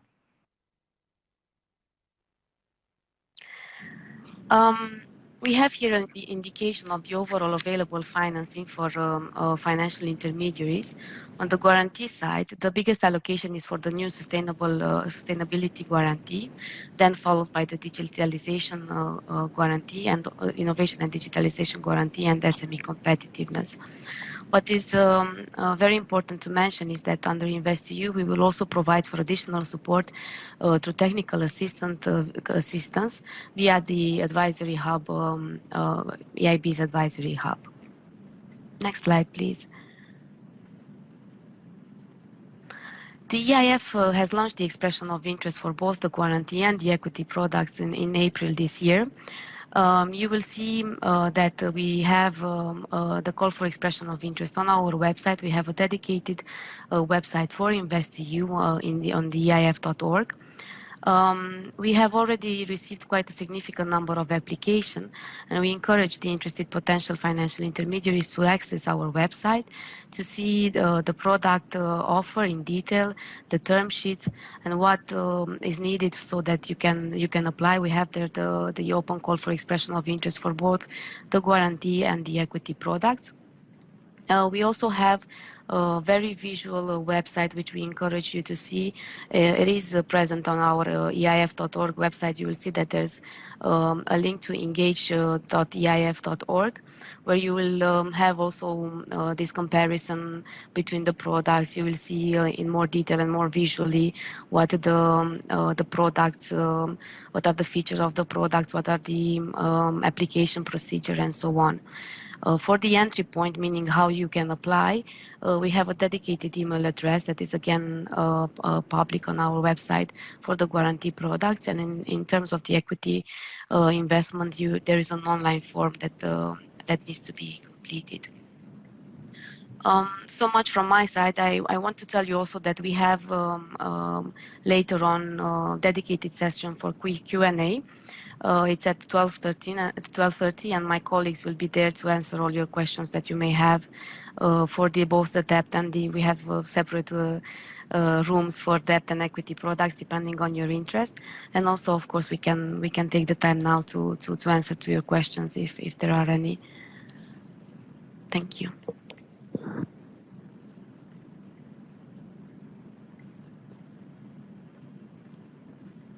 Yes, and with this, we would like to give the floor to Zsófia from Garantika.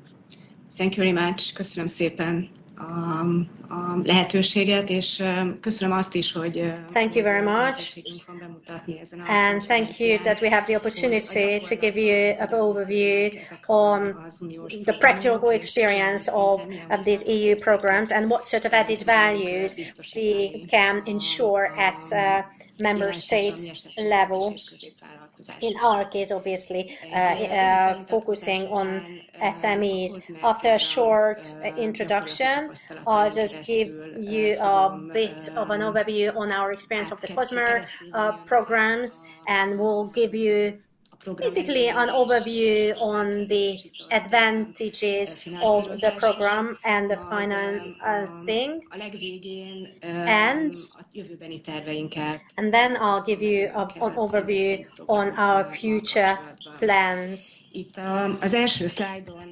So on the first slide, what you can see, Garantica was the first guarantee organization, and that had a history of 30 years. So it was established by the Hungarian state in 1992, together with the major commercial banks that were active at the time in Hungary, with the main purpose being is that they need to support the Hungarian SME sector with guarantees, and this objective could be reached in a way that all banks were involved, all commercial banks were involved in this program, and because as a result, this guarantee program could be applied for everywhere in the country.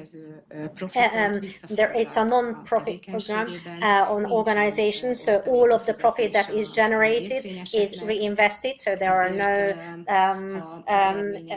money paid to shareholders. So if there is a profit made, it can be then reused for the support of SMEs.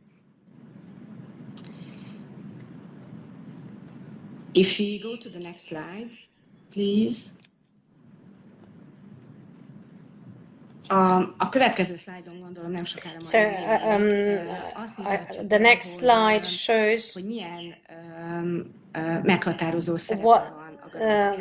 Shows the major role Garantica is playing in the financing of SMEs. Especially in the past 2 years, what you can see is that there was a huge increase in the coverage of loans. So according to our latest or more recent data, 40% of the SME loans is actually covered by the guarantee provided by Garantica. This is a huge amount, and also at EU level, we are one of the most active ones. And the chart also shows that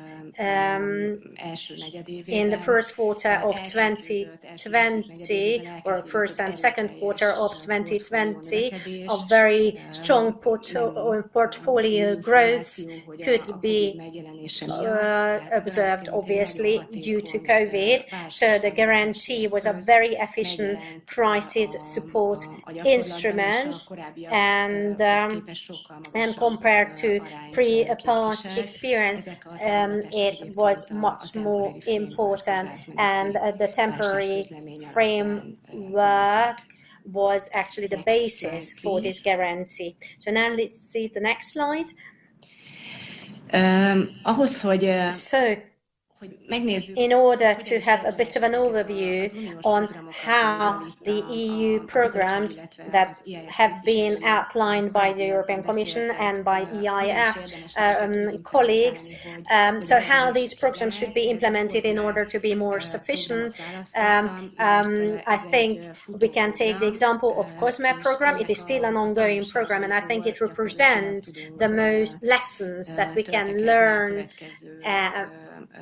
and based on which we would be able to plan the coming years. So this program was launched in 2017, and there are 2 major areas. There are so-called individual assessment and the so-called portfolio guarantee, and the portfolio limit, so threshold. So basically, we provide guarantee to SME loans, and the EIF as a guarantee of 50% is providing the support, and there is a 10% cap for this guarantee. So up until reaching the 10% of the portfolio, this 50% refinancing is guarantee is provided. The program is very successful and will be closed next springtime. And obviously, I think no surprise to anyone, we are planning to continue this program, but I'll talk about it later. Next slide, please. So COSME, the most important characteristics of the COSME product, let's say an additional value for SMEs, is the following. So there is a direct additional conditions that I listed on this slide. So there are two types of additional, let's say, that we applied. One is a very high level of guarantee for SMEs, and the other one is a very low set of criteria for guarantee. Obviously, that puts the SMEs in a better position in trying to access loans. I'd like to also mention that in the case of startups, we provide a fixed rate 90% guarantee. Well, this is not very typical for Hungary, so this is a very beneficial idea. And also for non-startups, the guarantee is quite high. So in the case of investment loans, it's 85%, and I'd like to also mention that in the case of banking loan, 85% for loan amount above 250 million, and below it, it's 65%. But in this case, there is no coverage requirement. So that is, of course, quite beneficial for some companies. Can I have the next slide, please?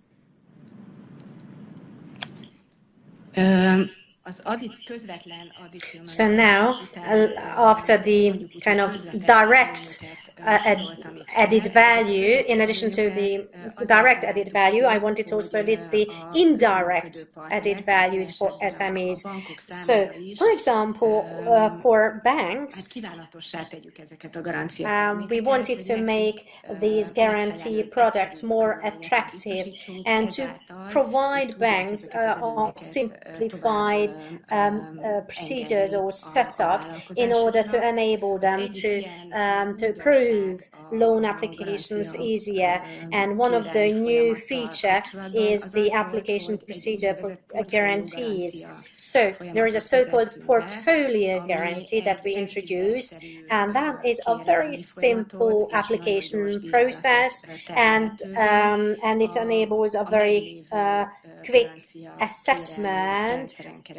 So through the already existing guarantee system, so the banks are very well aware of the existing system, so they didn't have to put too much additional effort. So because often it is quite a struggle for banks to really understand the very detailed and very difficult administrative requirements of EIF, and we basically try to translate this through our IT system to make it easier to understand both for banks but also for applicants. And also it is much easier for the SMEs because a guarantee takes over the guarantees.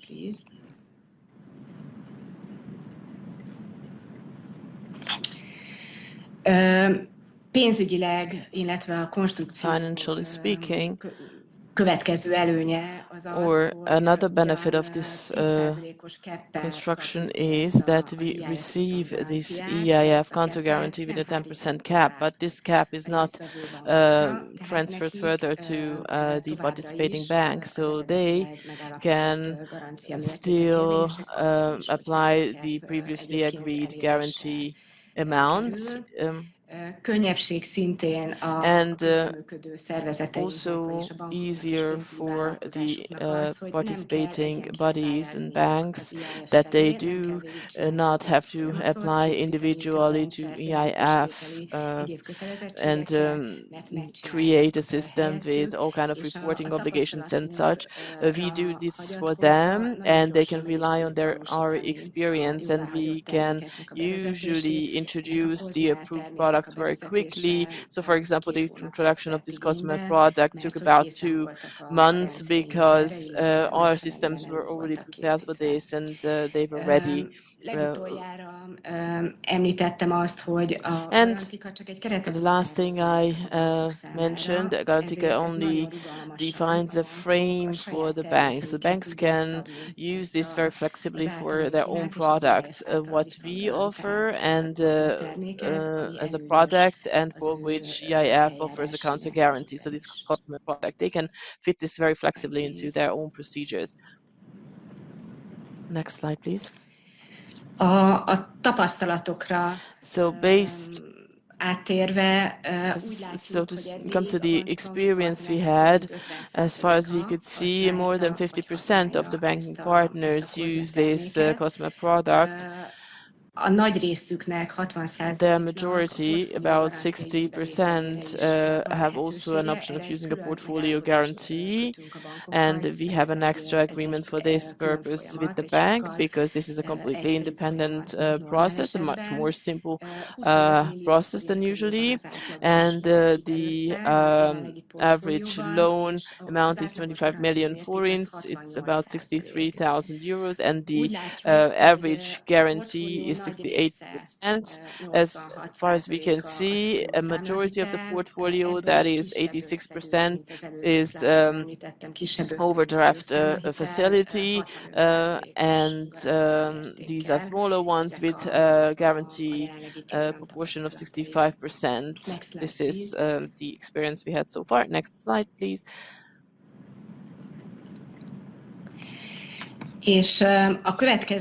And the next chart shows you, similar to an earlier chart, that this COSME guarantee product was launched very successfully, but in the beginning of 2022, unfortunately, or 2020, we had the COVID crisis. Therefore, what we have financed within the temporary framework, and the activity of the COSME program reduced. But as this crisis disappears, we can continue with the activity we had in the beginning, and there are still some more opportunities to use within COSME as well. Next slide, please. And the last slide, just to come to InvestEU cooperation in the end, I have listed our cooperation plans with regard to InvestEU. And Garantica has decided that it would use any opportunity to benefit from this program. And as we have heard earlier, direct access. So in the process of direct access, we have already applied to the Commission. Negotiations are currently ongoing. And of course, no question which product we would promote. Under SME window, we wanted to introduce a brand new sustainable guarantee product, and it already has a name, Garantica Green Generation Guarantee will be its name. A lényeges elemei már körvonalazottak, de nincsen még aláírva a garancia megállapodásunk a bizottsággal. Ez, amint megtörténik, akkor bevezetjük majd a terméket. És egy kiegészítő, nem ezzel versengő termékként a COSME programot which is the COSME program that we would like to continue. And also here we have already submitted our application based on the SME competitiveness call, and we have ongoing negotiations with EIF. So we are very positive that both of the two products will be successful. And although I don't see my last slide here, but maybe it will appear, I would like to thank you very much for your attention. Should you have any questions now or at a later point in time, of course, I am at your disposal. So we can answer these along with the colleagues. Thank you very much for this opportunity. Nicola, Diana, and Zsófia for sharing with us. And now I'm just, I just see that the last slide arrived a little bit late again. So thanks a lot, Nicola, Diana, and Zsófia for sharing with us many hands-on information. And we have a couple of minutes left, so we can take 1, 2, 3 questions from the audience from Slido. I would still like to encourage our participants to use Slido and put your questions up, and we are very happy to answer them. So maybe the first question, because Zsófia just finished her presentation, and you mentioned the green or the sustainability guarantee product. There's a question: will this sustainability guarantee product be capped? No, it will be without cap. So we transfer again, as usual, the counter guarantee without the cap. If I just may also add something, so it depends very much on which type of guarantee product the financial intermediary applies to. So basically, EIF products can be both capped and uncapped in the case of the sustainability guarantee. So then of course it will depend on what the financial intermediaries choose to apply for. Thank you so much, and I'm also happy to see again the speakers all together, so we have a kind of panel feeling, at least a little bit. Thanks for that.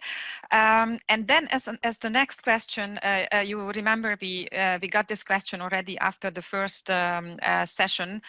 Can you provide timing for the fund distribution? You touched upon a little bit, but could you maybe take this question up, Diana or Nicola? If we're talking about an equity investment, then from the moment you apply through our portal online until the moment the funds are distributed, obviously it's a long process. There's screening, due diligence, presentations, and all the rest of it, and legal negotiations. It, under certain circumstances, can take 6 months. It can take 9 months. It really depends on the complexity of the deal, on how long the pipeline is. We have a very large number of applications at any point in time. We close many applications per week, but the amount coming in is truly impressive. Which is a good news, of course. But Diana, can you add something on that side, or it's probably the same? It's only for Nicola, so it's fund distribution. It's equity investment related. Okay. All right. Thank you so much. And then one other question, which is probably helps us to understand a little bit the continuity between the products before and now the new InvestEU. What are the main differences between the EIF's products under the InvestEU, which you just presented to us, and the products offered by the EIF under the predecessor EC programs like COSME or Innofin, for example? I can take on the guarantee side, because you were mentioning COSME and Innofin. So we have, as I said, there are most of the products that we have currently are a continuation of the previous. the sense of they have very similar eligibility criteria. However, we do have two additional, so one additional product, which is the sustainability guarantee, which looks at the green and sustainable investment and enterprises, and also investments for private individuals in the green area, and also the solvency support instrument that is under the new SME competitiveness. So these are, let's say, the new products. Then apart from this, the very new and we say an easier way is that now you can apply as a financial intermediary, you can apply in one go for several products. So when you do your application, you can elect which products you want by being, so all together, you don't need to do previously. Each product was independent and you needed to do an application for each and every product. Now InvestEU has them all under one roof. And when you apply, then you can apply for several products and you can choose in most of the cases whether you want a capped or an uncapped guarantee, which again, it's a difference compared to the previous MFF. Nicola, do you want to add something? Yeah, there's a lot of differences. You couldn't go into them all. Some of them are nuances and some of them are quite significant. Maximum ticket sizes have increased. We're going up to 100 million now. The stage of the final recipient. So before we were much more focused on early stage SMEs. Now we've got multi-stage strategies. We're including under certain products large mid caps. The intensity of support has increased under certain circumstances. I mentioned it in our transversal priorities, but before we were 7.5 to 50% in very specific cases. Now we're going 7.5 to 25%, but we're going up to 50 in quite a large number of cases where certain conditions are met and where the additionality criteria vis-a-vis the investment is satisfied. And then the rules inside the mandate, how we ensure that people focus, the funds that receive our investment focus on the thematic areas that they've committed to have changed. And so those are in the detail of the website. It would take too long to explain them here. But yeah, there's quite a few changes. And one of the ones I'm most fond of is our new focus, our enhanced support of intensity of support for first-time teams, which I think is very important. Thank you so much. One more question. Can you guide me through what the steps are if I seek finance for a project with or under InvestEU, be it debt or equity? Maybe Diana, could you just name the steps? Yes, of course. So as I guess also the panelists before said, and also so EIF has an intermediated model. This means that we are working through the financial intermediaries. So basically, someone like a final recipient who would like to apply for a loan, they first need to know which are the financial intermediaries. So in the case of guarantees, the banks, for example, or other credit institutions that applied and have a signed contract with the EIF, and these financial intermediaries, they will then post, of course, on their website, the dedicated products that are available with the support of EIF's guarantee. So it's basically, and what is also worth mentioning is that there will be a list. Now we're only starting to sign with the financial intermediaries, but there will be a list published with the financial intermediaries that have a signed contract with us. Okay, thank you so much to all of you three, Nicola, Diana, and Zsófia, for your answers and for the excellent presentations. With this, dear participants, I hope you found the first part of our event informative and interesting. At this point, I would also like to apologize for the little technical problems we had at the end of Zsófia's Garantika's presentation. You deserve now a short comfort break before we present to you the European Innovation Council and the Single Market Programme.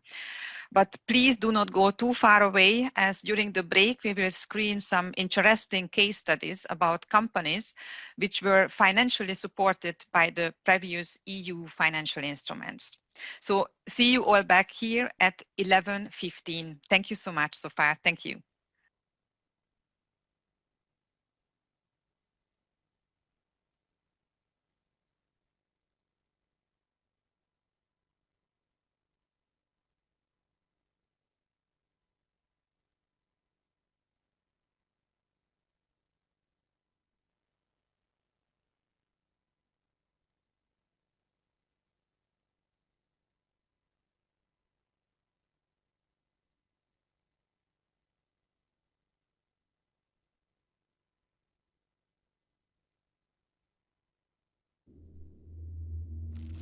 What do you see? A little spark slowly growing bigger, lighting up the dark. Imagine what it could be. What do you see? A robot that feels sustainable fiber, or software that captures the world in 3D. Wooden wind turbines, transparent solar panels, reinventing the way we use our energy. A tiny idea, so crazy it's hard to believe. An invention with the intention to change the world drastically. It's something we would love to see. So, tell us what you need to reimagine, to reinvent the world. We can give you a place where unicorns are born. You can change your dreams, helping hands, machinery, bigger plans, or just a chance to show the world something they haven't seen. So, what do you see?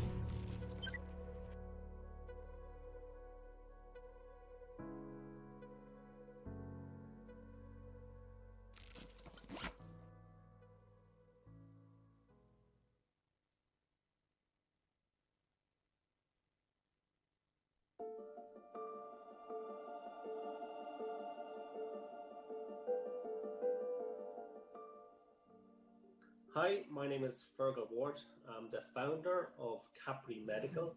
When we looked at the migraine market, we saw that it's the third most common disease. It's the seventh most debilitating disease. Globally, there's 1 billion people who suffer from migraine. There wasn't a consistent efficacy of drug treatment for chronic pain patients. So we looked at this and we said there has to be a better solution.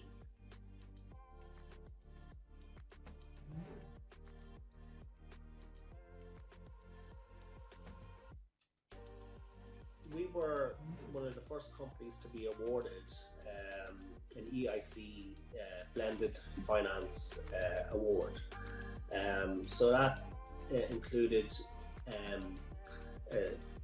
almost 7 million euros, 2.4 million euros in grant, and then 4.5 million euros in EIC equity as well.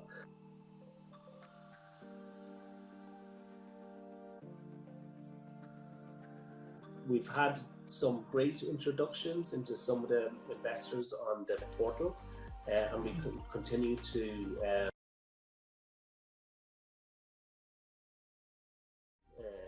with fantastic access to investors that you just would not have heard about. And then we've also had a direct one-on-one introductions to investors from the portal and from the team as well. So that has been amazing.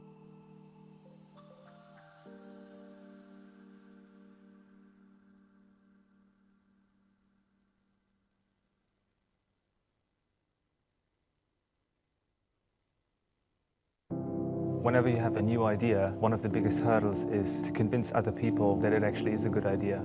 For a startup company, it's very hard to get a financing. Without the EU financial guarantee, we are dead. I don't know if it's a good thing, but it's totally 100% right. Without it, we would have had a hard time getting this product on the street. We are the first company in the Czech Republic that bank ever supported as a startup company.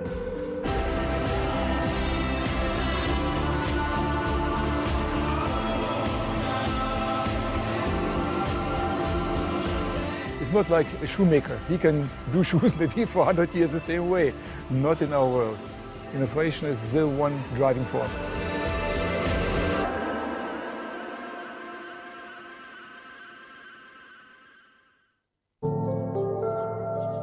When you live in a country that there's a recession going on, it will impact you. It is going to be difficult, but if you love what you do, you will overcome it.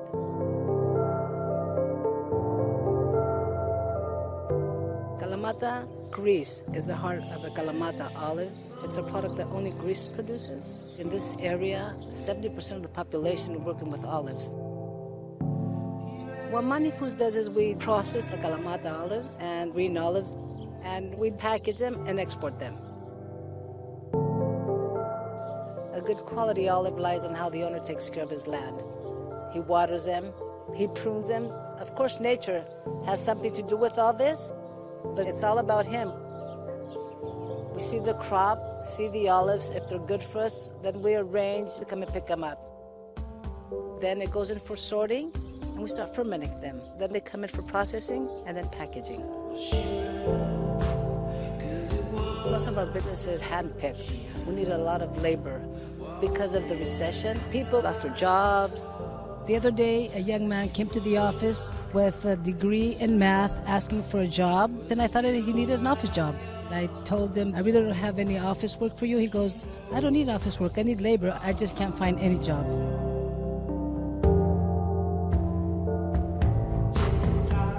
People did not have the money to cultivate even their land.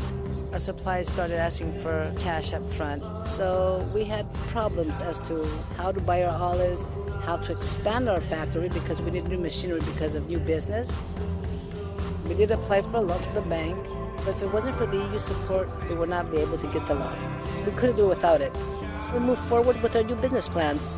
We doubled our staff. We have 50 people. We created 3 new production lines. At least we have the umbrella of the EU helping us and supporting the business that really need to. Business that have devoted their lives to. That's what my mom has done. Her employees are her family. It's part of her. You cannot separate those two. The future for Mani Food is bigger expansions, more business, and new products. And all that means more jobs, more benefits for Kalamata.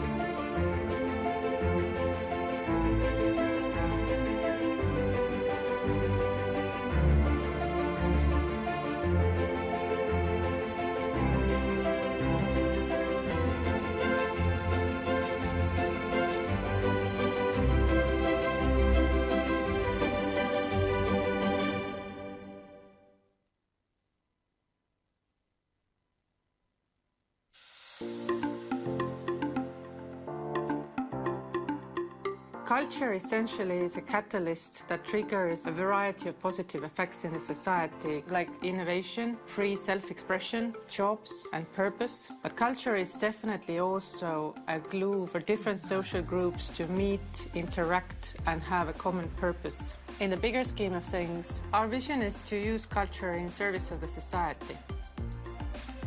I'm Helen Sildna, the Director of Shiftworks in Tallinn, Estonia. Shiftworks essentially is using creative tools and clever curation to bring positive impact in the society. And we do that mainly through the 2 festivals that we promote, Tallinn Music Week and Station Narva, but also other cultural events, productions and communication projects. In a way, our festivals are like a way to show a spotlight onto what is happening in the society. Tallinn Music Week, of course, is the biggest venture that we do in our company that takes 70% of our annual budget. And there are months when we do need bridge funding to be able to balance out the financial obligations throughout the years. So essentially what was really needed by us and what thankfully is now available due to European support measures is exactly that type of bridge funding. Unfortunately, it is not easy to get a regular loan from a bank.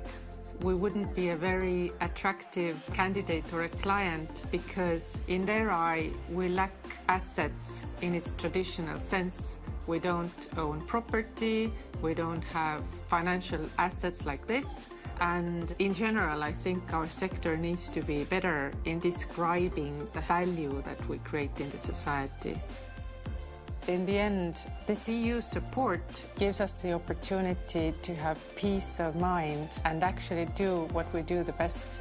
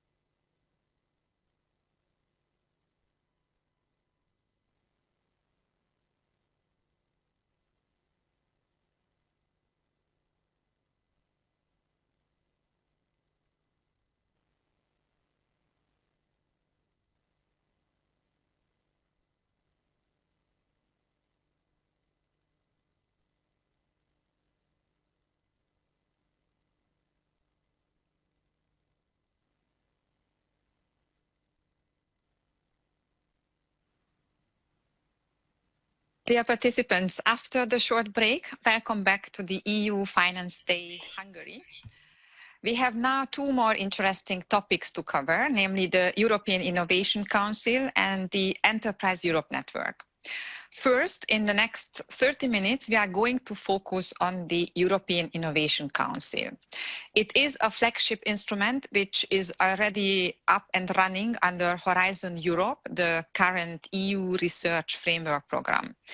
The EIC supports game-changing innovations with direct equity investments from early stage to scale up with a budget of more than 10 billion euros. I am very pleased to introduce our speaker. Lucia Morgante is Investment Manager and Project Advisor for the European Innovation Council Fund, and she will present to you the EIC Fund with a focus on the EIC Accelerator. Lucia, the floor is yours. Thank you everyone. Thank you, Hilda, for having me here. I'm glad to be here today and present you the European Innovation Council, the EIC, and to give you a bit of a flavor of the main features of the EIC with a main focus on the accelerator, but we are going also to explore with an helicopter overview the three funding schemes of the EIC. The three funding schemes are the European Innovation Council Pathfinder, Transition and Accelerator, which are the three channels throughout which we found innovation in Europe. You can see here that the European Innovation Council is considered the biggest EU initiative concerning innovation. With a budget of 10 billion euro, the European Innovation Council is aiming to identify, develop and scale up breakthrough technologies and disruptive innovation across Europe, European countries, but also associated countries. We are here to provide to our beneficiaries and innovators all around Europe a unique combination of financing instruments where we want to combine a DARPA approach for visionary research on future technologies with an accelerator to scale up innovative startups and SMEs across Europe. Furthermore, we also provide a unique combination of blended finance, combining grant and equity. And thanks to European Innovation Council Fund, the EIC Fund, we are setting up the biggest VC on deep tech in Europe with a budget of over 3 billion euro. The European Innovation Council was created in order to set up a pioneering communities of researchers and innovators to allow them to jointly shape the future of Europe. Also, we want to enhance the European innovation ecosystem thanks to partnership with other bodies like the European Institute of Innovation and Technologies, DAT, the European Research Council, and national and regional agencies all around Europe, as well as with other ecosystem builders. Next slide, please. I would also like to give you an overview on where the European Innovation Council is placed under Horizon Europe. The EAC was created 3 years ago, and we went back in a pilot phase of 3 years pilot phase, and after this pilot phase, we created a fully fledged entity in March 2021 under Horizon Europe, together with a Brussels-based agency called EISMEA, which is an executive agency dedicated to European Innovation Council and SMEs agency. We can see also here how the 3 pillars are differently focused on research and innovation. We have the ERC focused on fundamental research to create new knowledge, while Pillar 2 is more focused on transnational collaboration. And then under Pillar 3, we have the EAC, which focuses on cutting-edge research as a basis for new technologies and innovation. Next slides, please. Let me just introduce you the main features of the EAC. This is an instrument open to support innovators in any field at any time and from anywhere in Europe, with a particular focus on deep tech and disruptive innovation. This is a mainly bottom-up instrument. This means that the majority of funding will be awarded through open calls with no predefined thematic priorities, the so-called EAC Open. The EAC Open funding is indeed designed to enable support for any technologies and innovation, which cut across different scientific and technological fields. But we also channel a part of our budget through the EAC challenges. The EAC challenges are the channel with a challenge-driven approach. Throughout, we provide funding to address specific technological and innovation breakthroughs, and these challenges take into account EU priorities for transitioning to a green, digital, and healthy society as well. Furthermore, the EAC is focused on financing new innovation, the innovation in Europe, but we know that money is important, but is not sufficient. Therefore, we are augmenting the direct financial support to innovators with a range of business acceleration services. The business acceleration services are, let me just give you an example, like coaching, access to mentoring, introduction to investors, matchmaking, access to matchmaking platform where you can, our innovators can meet investors, and access to corporate as well. Furthermore, we introduce under Horizon Europe a new way to manage our project, thanks to the proactive management, which allow us to provide our beneficiaries with a tailor-made follow-up of each proposal, thanks to the program managers. Next slide, please. Here, let me just enter into more details of how the EAC really works and which are our funding schemes that I previously mentioned to you. We have the Pathfinder, the Transition, and the Accelerator that covers, these 3 instruments covers the full spectrum of innovation, from early stage edge research to scale up of genuinely innovative SMEs. We can also see how the full spectrum of innovation is covered thanks to the technology readiness level, from the Pathfinder from TRL 1 to the Accelerator to TRL 9. The funding and support is organized into these 3 funding schemes starting from the Pathfinder, which covers which finances the advanced research to develop the scientific basis to underpin breakthrough technologies, and then the transition instrument aiming at validating technologies and developing business plans for specific application. And at the end, we have the Accelerator to support companies like SMEs, startups, to bring their innovation to the market and scale up. We provide different fund. We provide fund through different channels. We have the grant for the Pathfinder, up to 3-4 million euros, covering TRL, the technology readiness level I just mentioned, from 1 to 4. Then we have the transition, where we provide grant financing up to 2.5 million, covering TRL 3 to 6. And then finally, we have the Accelerator, covering the TRL from 6 to 9.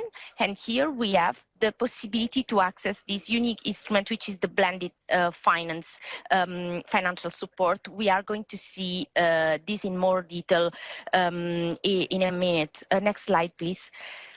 I would like to, could you please change the slide, please? I would like to introduce you the Accelerator under the work program 2022. Just a quick mention on what is a work program. Work program is the document that include all the priorities, strategic orientation, and guidelines for our daily job in the EIC.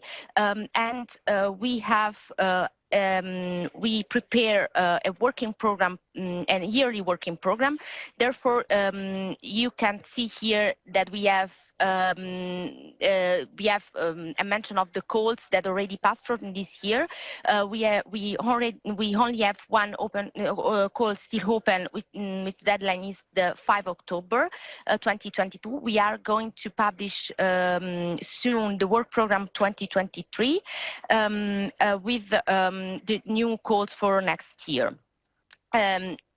You can see here how the EIC Accelerator reproduces the main features of the EIC, because it's a mainly open instrument, because the majority of the budget is poured into the Accelerator open program, while another portion of the budget is pouring into challenges.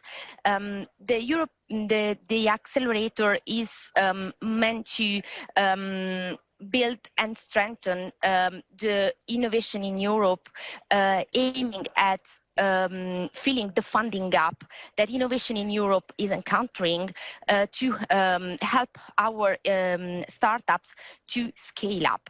Next slide, please. We are indeed looking for SMEs and scale up, and startups that aims to scale up, and it aims, as just mentioned, to fill this critical financial gap in European technology transfer market. We know that that a significant amount of money is channeled already through grants at national and European level.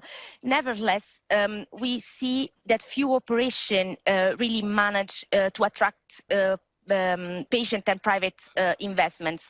This is where the EIC Accelerator is trying to bridge the market failure known as Valley of Death. We really aim at change this market failure that is affecting growth and jobs all around Europe. In one, I have now to mention one of the main features of the EIC Accelerator that targeting to this market creating innovation is targeting the innovation that are too high level of, that have too high level of risk for traditional public and private investor. This is where we are also intervening with the EIC fund, with patient capital to support innovation in Europe. Next slide, please. We can in the EIC Accelerator, our beneficiaries, the applicants have the possibility to apply for the EIC blended finance as well as for grant only or grant first. The blended finance is a mechanism, a funding scheme that combine equity and grant. We provide our beneficiary with a grant of up to 2.5 million euros, and we complement this financing with the equity that can be can be from 0.5 to 15 million euros. Also, you can apply for grant only, and the grant only is meant to finance those those innovation that already have enough funding to scale up, and also grant first, where we see that the technology still needs more work to be validated, and it's not mature enough for investment. Next slide, please. Here we can see in a bit more detail how it works. For the blended finance scheme, the grant part will cover the technology readiness level from 5 to 6 until 8. This means that we are going to cover all the innovation activities with the grants. All the innovation, all the activities that are meant to deploy the technology and scale up, therefore from 8 to 9 and above, are covered with the equity financing. The grant only, as mentioned, is meant to cover all the innovation activities, but our applicants should demonstrate to be in possess of enough financial means, enough resources to provide for the necessary expenditure normal covered by the investment component. This is why we do not want our innovation to be stuck at a certain point of the process of scaling up. And the grant first, for the grant first, as just mentioned, we cover the innovation activities with the grant, and we ask our beneficiaries to include in their business plan concrete milestone that should be reached before starting with the negotiation for the investment part. This means that we constantly monitor our grant first beneficiaries to follow the life development of their project until they are ready to be invested. Then we also have the option of investment only, that is meant to cover the activities to scale up, is meant to cover these activities for those startups that already have received a grant beforehand. Next slide, please. Let me introduce you the blended finance scheme in a bit more detail. The grant part of 2.5 million, as mentioned, covered the innovation activities and is working as a reimbursement instrument. This means that we are going to reimburse the 70% of eligible costs our applicants include in the business plan, and our innovation activity and your innovation activity are supposed to last 24 months. Therefore, let me mention that we are providing financing throughout a flexible instruments. Therefore, we take into account the specificity of each proposal that might require more time to develop the innovation activities. Then we have the investment component. The investment component is covering the activities mainly that are meant to scale up and cover the deployment of the technologies and to bring the product to the market. This financing is provided throughout equity or quasi-equity instruments which means mainly a convertible loan agreement. The EIC fund is aiming to take a minority stake into the companies, and we are providing patient capital. The patient capital that is very significant to cover the market failure and try to support our innovation, European innovation, to bring their product to the market. Next slide, please. This is a more detailed picture of the EIC fund. The EIC fund is the investment arm of the European Innovation Council. This is the investment, the channel throughout we provide the investment part to our companies. It's a venture capital fund incorporated in 2020, in June 2020 under Luxembourgish law. It's a public limited liability company in the form of reserved alternative investment fund. Its mission is to crowd in other investors. Why we aim to crowd in other investors? Because we want to multiply the chances to get invested from our companies, and also sharing risks.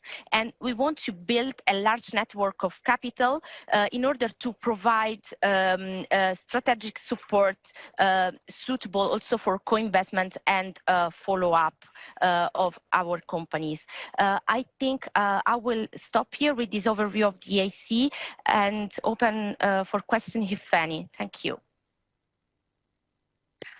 Thank you so much, Lucia, for the interesting insights on the EIC.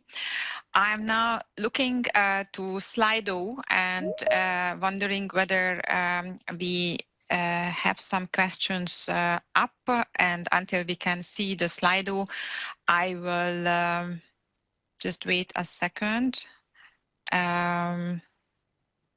So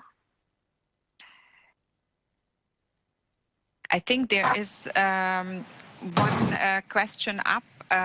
Yes, does the EIC foresees any action to support women innovators, Lucia? Yes, thank you. Thank you for the question. Indeed, this is a really relevant point. Yes, of course, we have specific action targeting the support to women innovator, and we have the EIC Women Leadership Program to support emerging female innovation leaders. We have an annual prize, the EIC Prize for Women Innovators, for women entrepreneurs that have funded successful companies.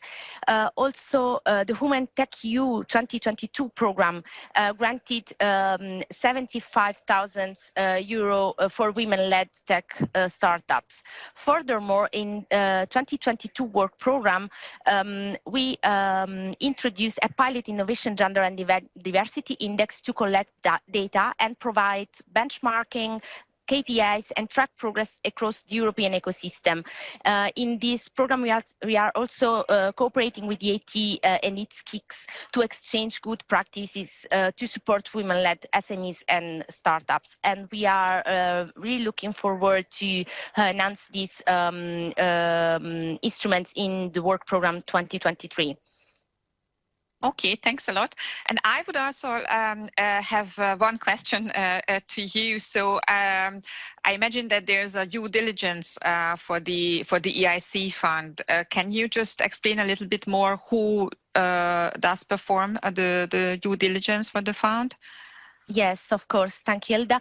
This is indeed a really relevant question because in the investment process, the European Investment Bank Group is the EIC fund advisor and is actually performing the due diligence. After the grant agreement signature for the grant part, in the cases of blended finance project, the EIB starts the due diligence, which aim at go into details because we want to gather, as any other VC on markets, the necessary information before providing the investment into our companies. Okay, thank you so much. Of course, dear audience, if you have more questions, you can also go to the breakout room with Lucia at 12:30, and you can ask there, should there be any questions on the EIC. So thanks a lot. Thank you so much, Lucia, for your presentation and for answering the questions, and see you then at 12:30. Thank you very much. Thank you so much. And now in our final session today, we are going to cover the various forms of support to businesses, in particular to small and medium-sized enterprises, under the Single Market Programme, which has been designed to help the EU single market reach its full potential and ensure Europe's recovery from the COVID-19 pandemic. One of its goals is to strengthen the competitiveness of the EU industry, especially of the SMEs. We have now two speakers in this session. Our first speaker will be Klára Süveges-Heiligenbrunner. She is the coordinator of the Hungarian consortium of the Enterprise Europe Network. She has gained experience in managing and coordinating European-funded projects, campaigns, and initiatives in the last 20 years. As a staff member of the Hungarian Export Promotion Agency, she has been coordinating the Hungarian consortium of the Enterprise Europe Network for over 3.5 years now. And we are very glad to have with us Dr. Christian Szigeti, a physicist and co-founder of and CEO of Kinepict Health.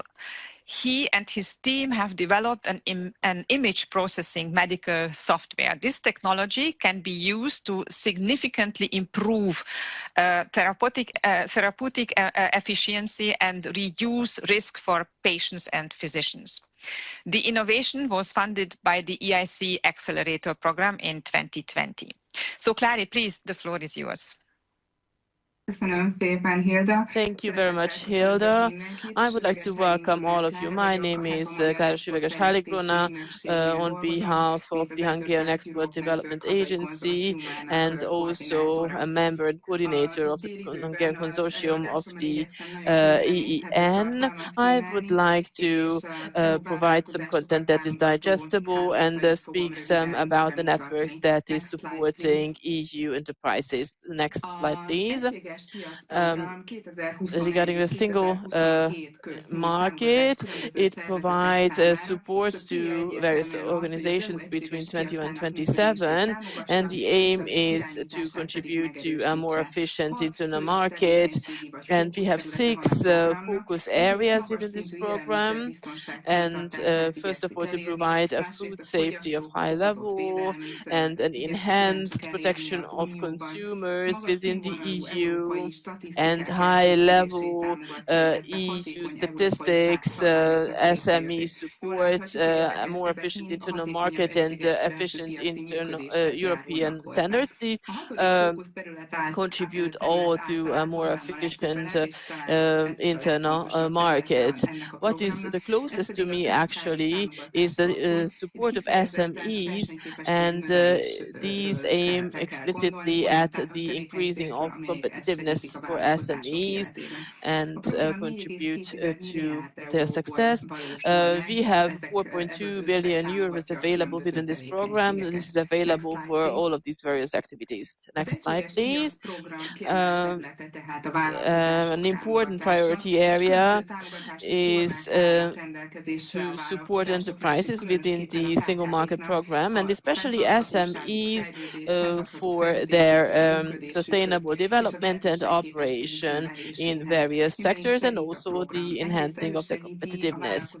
The program helps provide access to enterprises to the market, and also to acquire the necessary workforce and for them to acquire the necessary skills, and supports also the modernization of the industry and also management of global and social challenges. Next slide, please. Next slide, please. Milyen eszközök segítik az What are egységes the piac tools program or instruments megvalósulását? that contribute to the implementation of the single market program? There are 5 various initiatives within this program that contribute to its implementation. I would like to go more in detail about the 3 first, and the last 2, these are ones that I'm only going to touch upon shortly. So the SME network is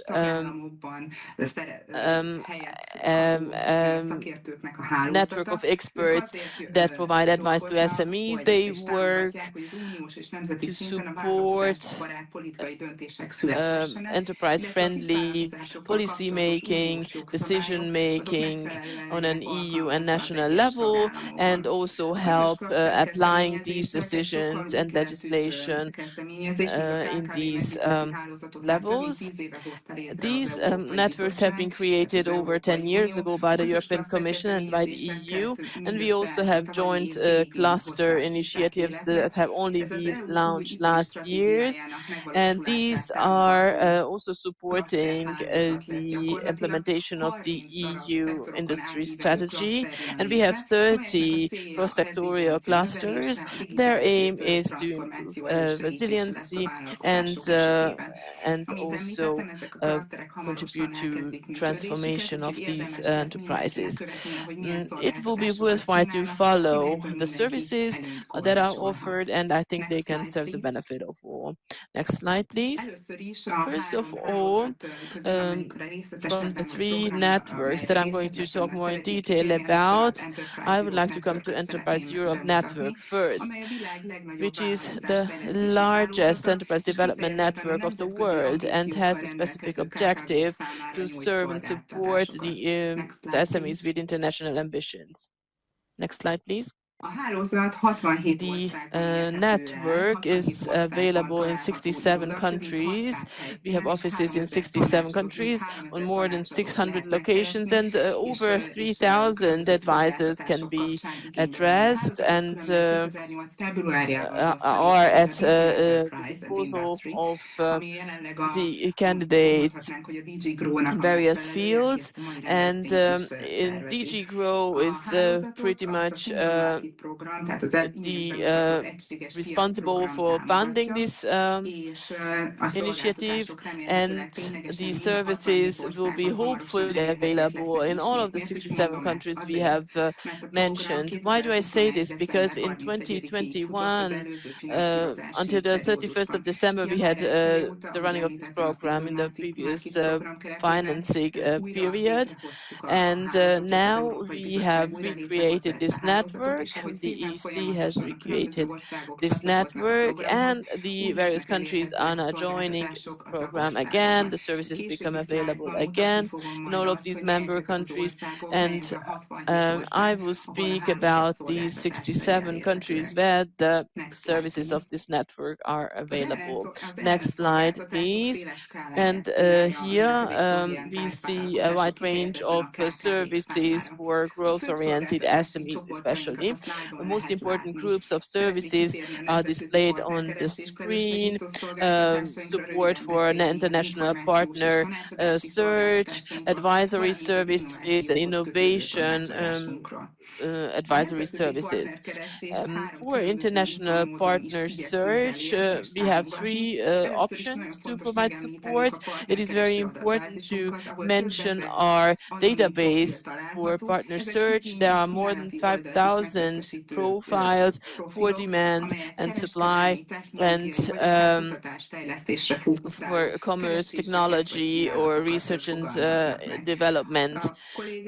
Our colleagues are for advisors, connect the interested partners, enterprises, and further support them on the way until hopefully an agreement between them. There are many international international business meetings, conferences, fairs.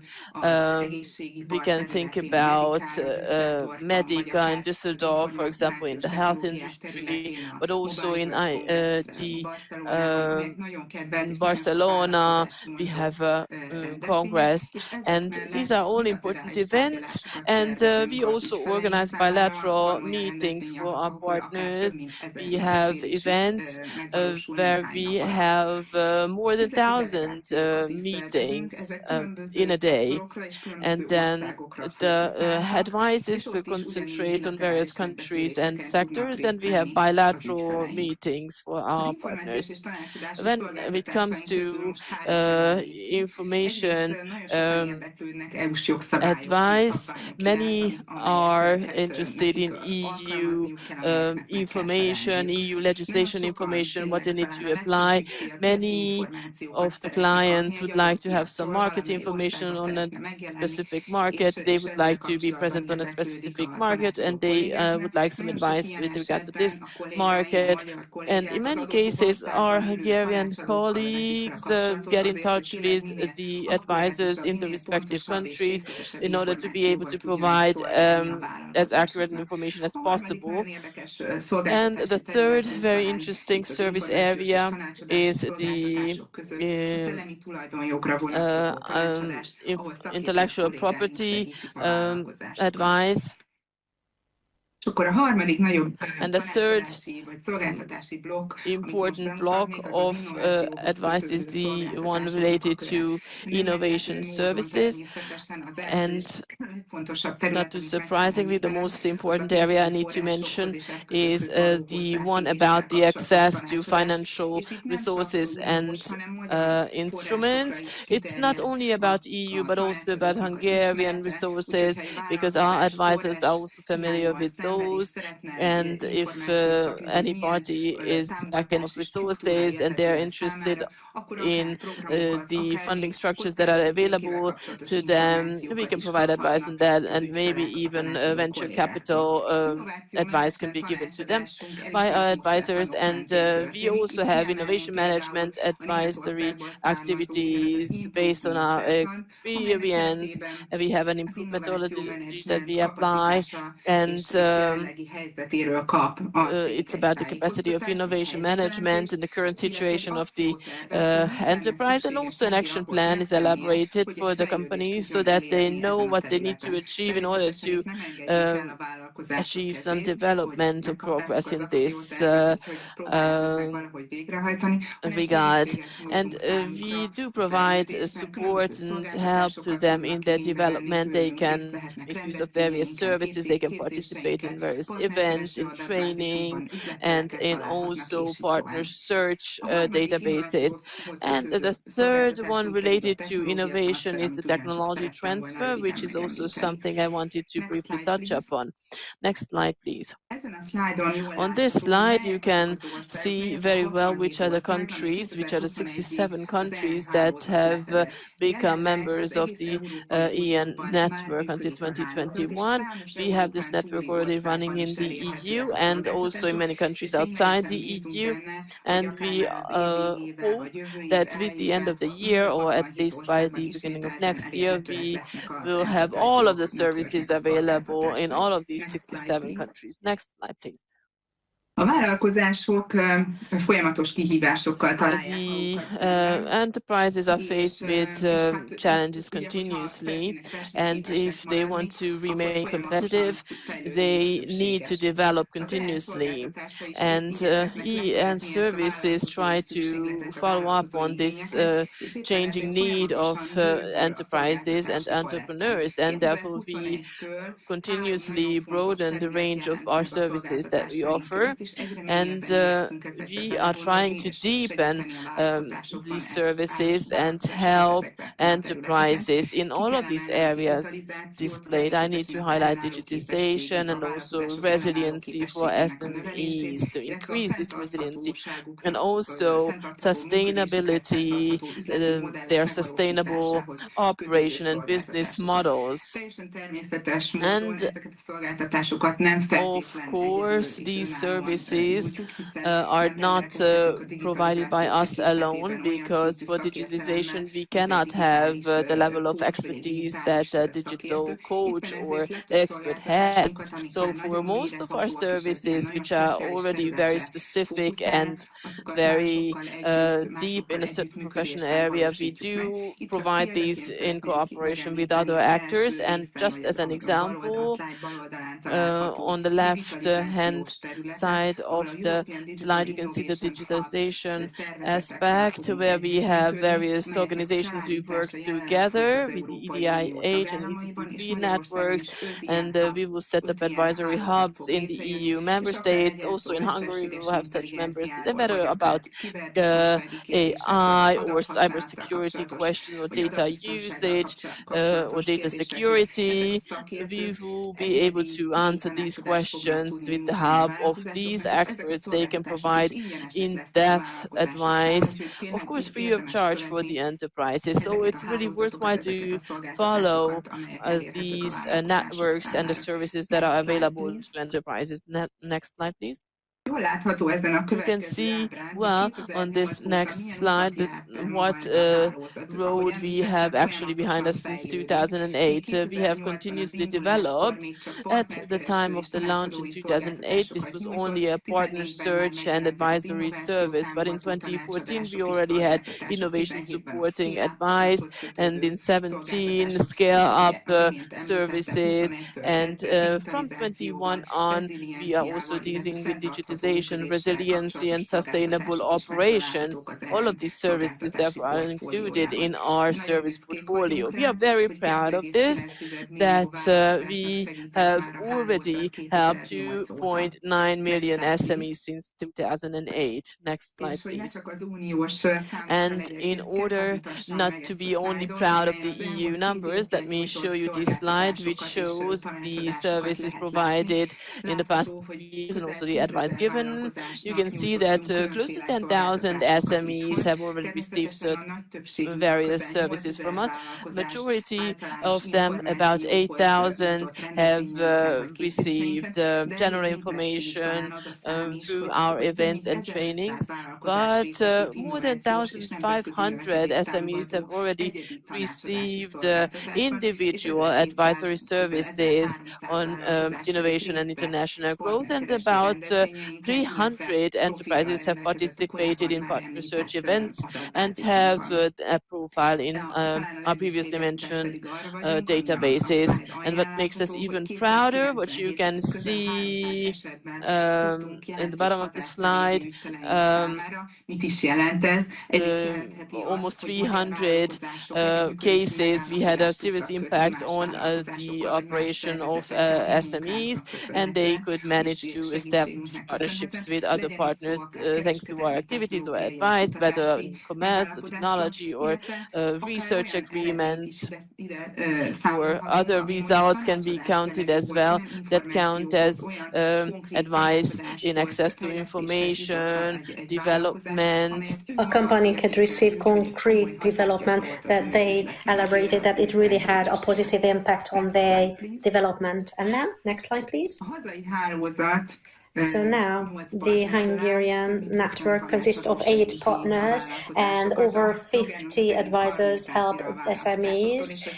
And we really try to have a very close relationship with the companies because we are present in all in many regions. So no company needs to go from the east side of the country to the west side of the country or to Budapest to find the advisor that could be of help for them and to get basically tailor-made advisory services. It's also important to mention, and I mentioned earlier, that in the framework of the network, all services are provided free of charge.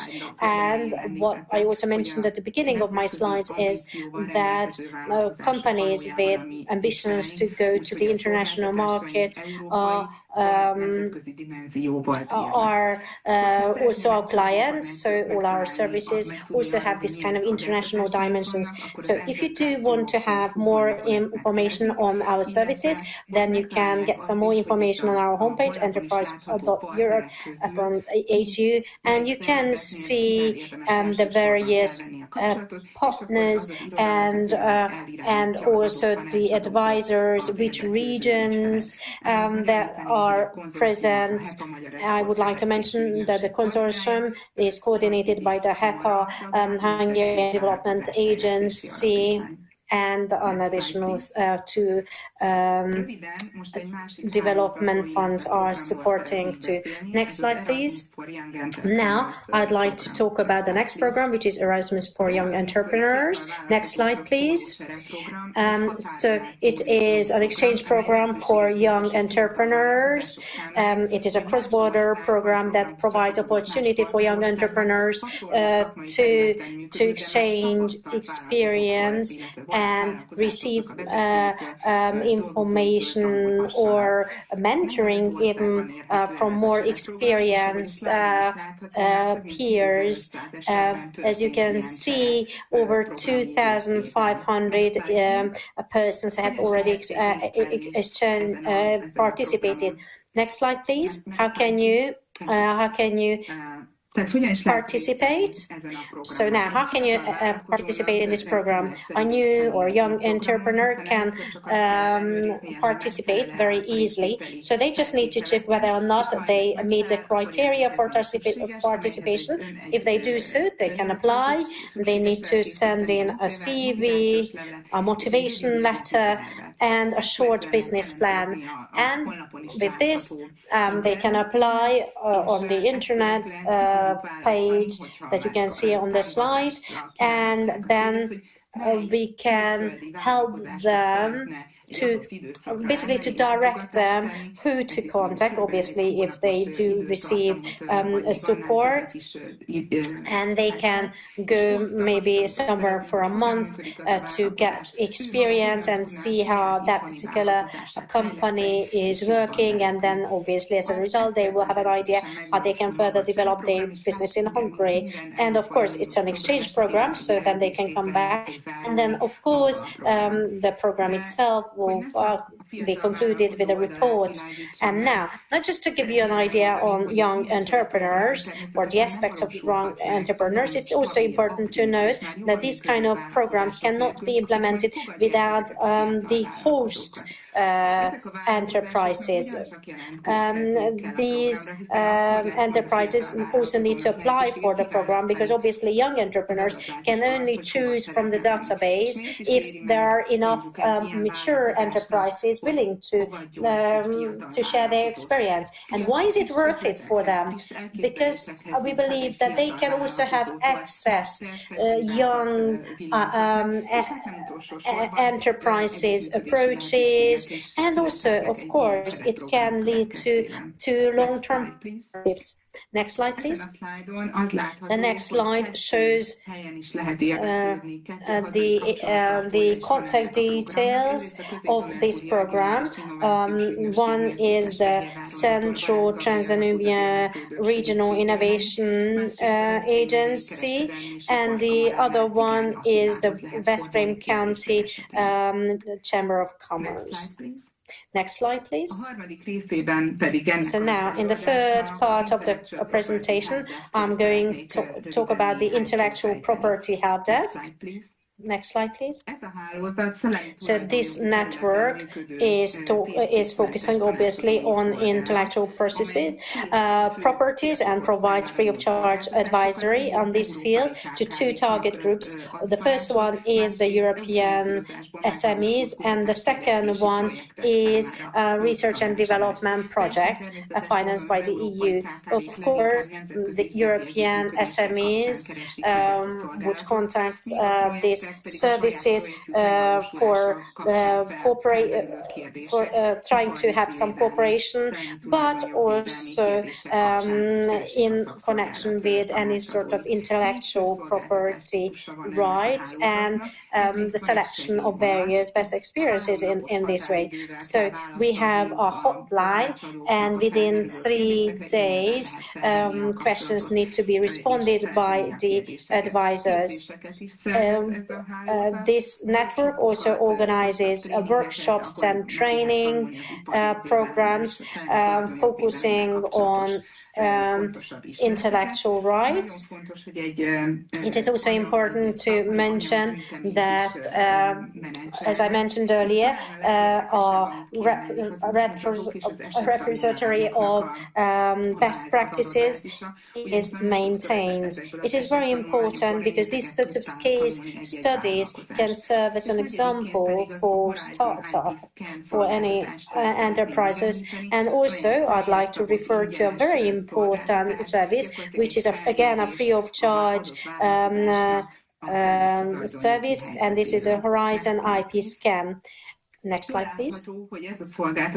What you can see that this service is not only focusing on Europe, but other areas of the world.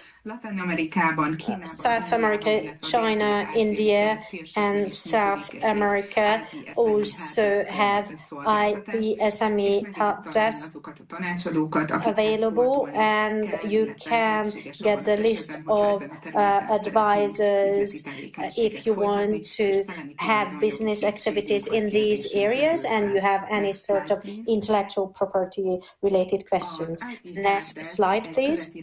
The IP Help Desk has an ambassador program, and here I'd like to mention that Noemi Lieber, who is representing the Chambers of Commerce of Pécs-Baranya County and is also a partner of Enterprise Europe, is the contact person or the Hungarian ambassador of the IP Help Desk. So any sort of intellectual property related questions can be asked from her. So she is an absolutely brilliant expert. So please do contact her if you need her. Last slide, please. Now I'd like to thank for your attention, and I would be more than happy to answer any questions either now or later on.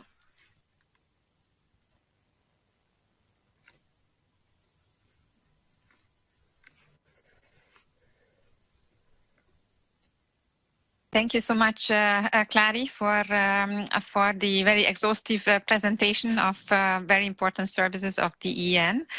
And now I would like to give the floor to Christian. Thank you very much for the invitation. Jó napot kívánok, üdvözlök mindenkit, Szigeti Krisztián. I'd like to welcome everyone. My name is Krisztián Szigeti, as we've heard in the introduction. A Kinepik nevű I am representing the company called Kinepik. I am one of the founders, and we are dealing with medical instruments. In my presentation, I'll give you a short introduction why it is an interesting area, why it could be interesting for anyone. And then in the second part of my presentation, I'm going to talk about the application process for the Accelerator program, what sort of administrative issues we had, and then I will try to talk about the various forms of support we had or we received. So it's important to note that, okay, let me start it with like this, that cardiovascular diseases are a strong problem in Europe. It causes the death of about 5.2 million people, and obviously we need to reduce it, and various innovative interventions are appropriate to address certain cardiovascular diseases, and they are called endovascular interventions, and we need RTGs and a so-called röntgen angiography, DSA, to use to do this, and however, a high dosage of of radiation use increases the risk of their. Next slide, please.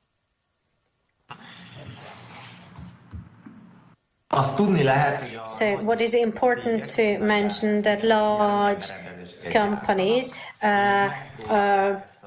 producing Röntgen devices or X-ray devices try to reduce the risk related to X-rays. However, the interventions, X-ray-based interventions, has increased sevenfold in the past years, but as a result of our devices, the X-ray exposures was reduced by 27% at least. Next slide, please. Next slide, please. The main point of our technology is that we try to use data that are basically coming out of these devices, and these original set of images are processed with a different processing method than other producers do. And as a result, we have a better image quality, and this is used to have a better visibility on these images, so we can see the issues better, and also with appropriate doses management, we can reduce the exposure to X-rays. So what I normally try to tell to laymen is that with a good quality of camera, you can take great photos on open air, but maybe less so in a cave. And that's what we are doing. We try to get our cameras out of the cave into the open slide. Next slide, please. So what we can use this system is basically three major areas. One, we can create a better image quality based on which the doctor can make a better decision on the therapies. So when the veins are opened or closed, or the tumor can be reduced, and so on. And because we give a better tool to the doctors, as a result of which the X-ray exposure is reduced, and obviously that imposes less risk both for the patient and for the doctor. And so-called contrast material is given to the patient that shows the veins better. So that's the normal procedure for X-rays. But as a result of our device or processing methodology, less contrast material is need to be administered. So another issue that I'd like to mention, that we try to take out the contrasting material by trying to use CO2, and we can achieve about the same quality. Next slide, please. So this algorithm we use is incorporated in a software. This is a platform-independent software, which means that large producers, for example, Siemens, GE, and so on, are compatible with our platform. So you can really see it on this picture, how our system is used in clinics. So you can see the large screen in front of the doctor. You can see the patient, and then the doctor is looking around in the veins, and the image shows what is happening in the vein. So here you can see on the left-hand side what sort of images can be seen. So this is how doctors see this software. Of course, medical equipment has to be in compliance with various requirements, and we have the authorization of FDA and SE and everything, and TUV. Next slide, please. So, for whom is it useful, in short? So I just kept saying that it is very useful, but maybe I should really get more into details. So first of all, there is less risk of a cancer as a result of X-ray exposures. Better diagnosis can be achieved, based on which a better treatment and therapy can be provided. It is also good for healthcare professionals, because obviously they are exposed to X-ray, because obviously they have the protection uniforms, but for many decades they are exposed to radiation, and that can be reduced as a result of better diagnosis. The surgeries can be more efficient, so it leads to better human resource management, and the diagnostic system is more competitive, because they will be able to provide a better intervention, and there are also some cost savings. Less contrast materials are used, less X-ray parts are used. They are not huge amounts, but the biggest cost saving is present in the actual healthcare system as such, because in the framework of acceleration project, we have implemented part of the project together with the English NHS, and we could see that the cost savings are between $300 and $600. So in a normal surgery, it leads to $300,000 to $600,000 cost saving in the surgery itself in the UK. So that means that they don't, because there are no kind of additional exposure to X-ray, there are no less cancer patients, and also less time needs to be spent in the surgery, and so all in all, it does generate huge cost saving. And also for various producers such as Siemens, Philips, GE, and so on, it is also better, because they can provide better quality with their products. So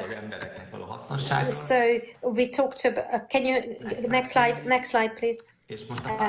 So now let's just talk about the project itself and the application. The EIC Accelerator project was submitted in 2020.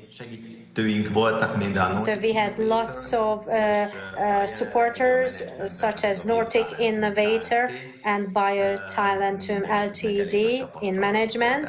So they both had great experience in this field. So what is important to note in connection with this application is that it had several phases, so it's a multiple phase application. In the first one, 4,223 applications were submitted, out of which 138 were selected to phase 2, and we were one of them. And phase 2 was kind of Zoom-based application interview. So obviously it would have been live, but because of COVID, COVID. It was Zoom-based. So this was just a bit of a chat, so to say, and it was quite a long interview discussing implementation, technical and financial aspects, and as a result of these two phases, 38 applications were successful. It is also important to mention that our phase 1 application was submitted several times. Before that, we tried to get as a support in the framework of a SME instrument application, and then it was unsuccessful. And then, of course, we had to fine-tune a bit, but then we submitted the EIC Accelerator application, and then it was successful. So, of course, fine-tuning does mean quite a lot of work. And between phase 1 and phase 2, we had a very intense preparational phase. So what it meant is that we had several hundreds of questions trying to go through what could come up, and I think it was rather successful.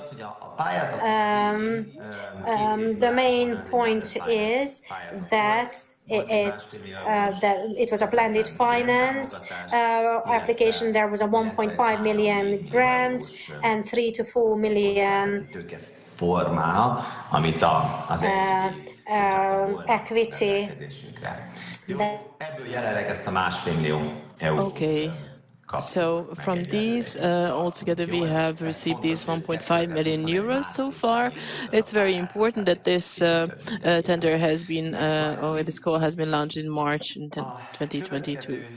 And the next slide, I have accumulated what kind of work packages we have within this call. Innovation management. First of all, this is the usual part of the call, which is very important as an aspect. And then afterwards, we have the call-specific packages. 2 and 3 and 4 are the ones that we actually implement within this call. The second is about the software, like I mentioned. So it's the creation of a software. We need to optimize our software with all kinds of tools so that it can work efficiently. This is a real-time system. There's an operation of surgery ongoing, and we almost immediately have to provide an image for the physician.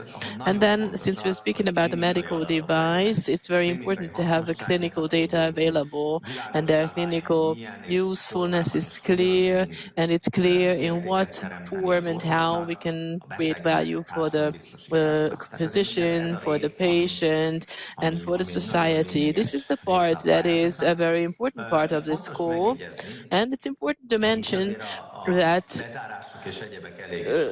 with all of the lockdown and closing of businesses, we had to extend this application a little bit. This would have been 24 months altogether, but it has been extended by 6 more months. And the last 2, in order to promote this project to the outside world, first of all, we have some baseline commercial activities. I will show you some images, pictures, what this means, conferences, meetings, symposium, everything that we need in order to promote this to the medical society. And the final one is a commercialization activity where we apply the blended finance. And the next slide, please.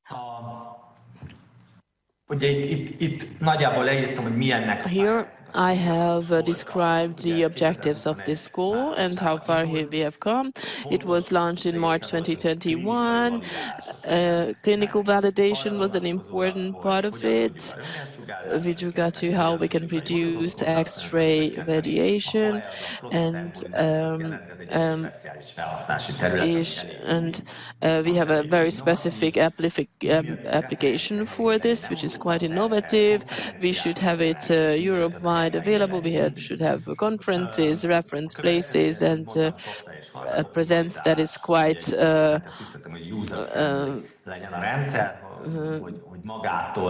present in many countries. And we want to make this a fundamental instrument of intervention radiology, and this should be fundamental to this KMIT tool. And in March 2022, we had the first progress report with minimal changes in the budget, which is not significant. We had to clarify the IT situation with the Samova's University. I haven't mentioned this. We are actually physicians and my colleague as well, but and then device access also changed a little bit the budget. So, and that was a minimal administration. And another important part of this, that we needed to change the clinical trials because, and the range, because we realized in between how we needed to change our protocols to be even more efficient in proving our benefits. And then there have been some delays, unfortunately, because of the pandemic. In 2020, many of the departments closed down, many wards closed down in Germany as well, where we actually carried out our clinical trials. So this is the reason why we actually had to extend our application activities. And then some thoughts and ideas about how this whole process took place and where we are present. We can see many international and Hungarian papers, fora, where we actually promoted our activity in a Hungarian Forbes magazine and in one of the most famous international platform for radiology. We had some materials published, we had some radio and TV interviews, so many things. And so that we can be present in many international locations.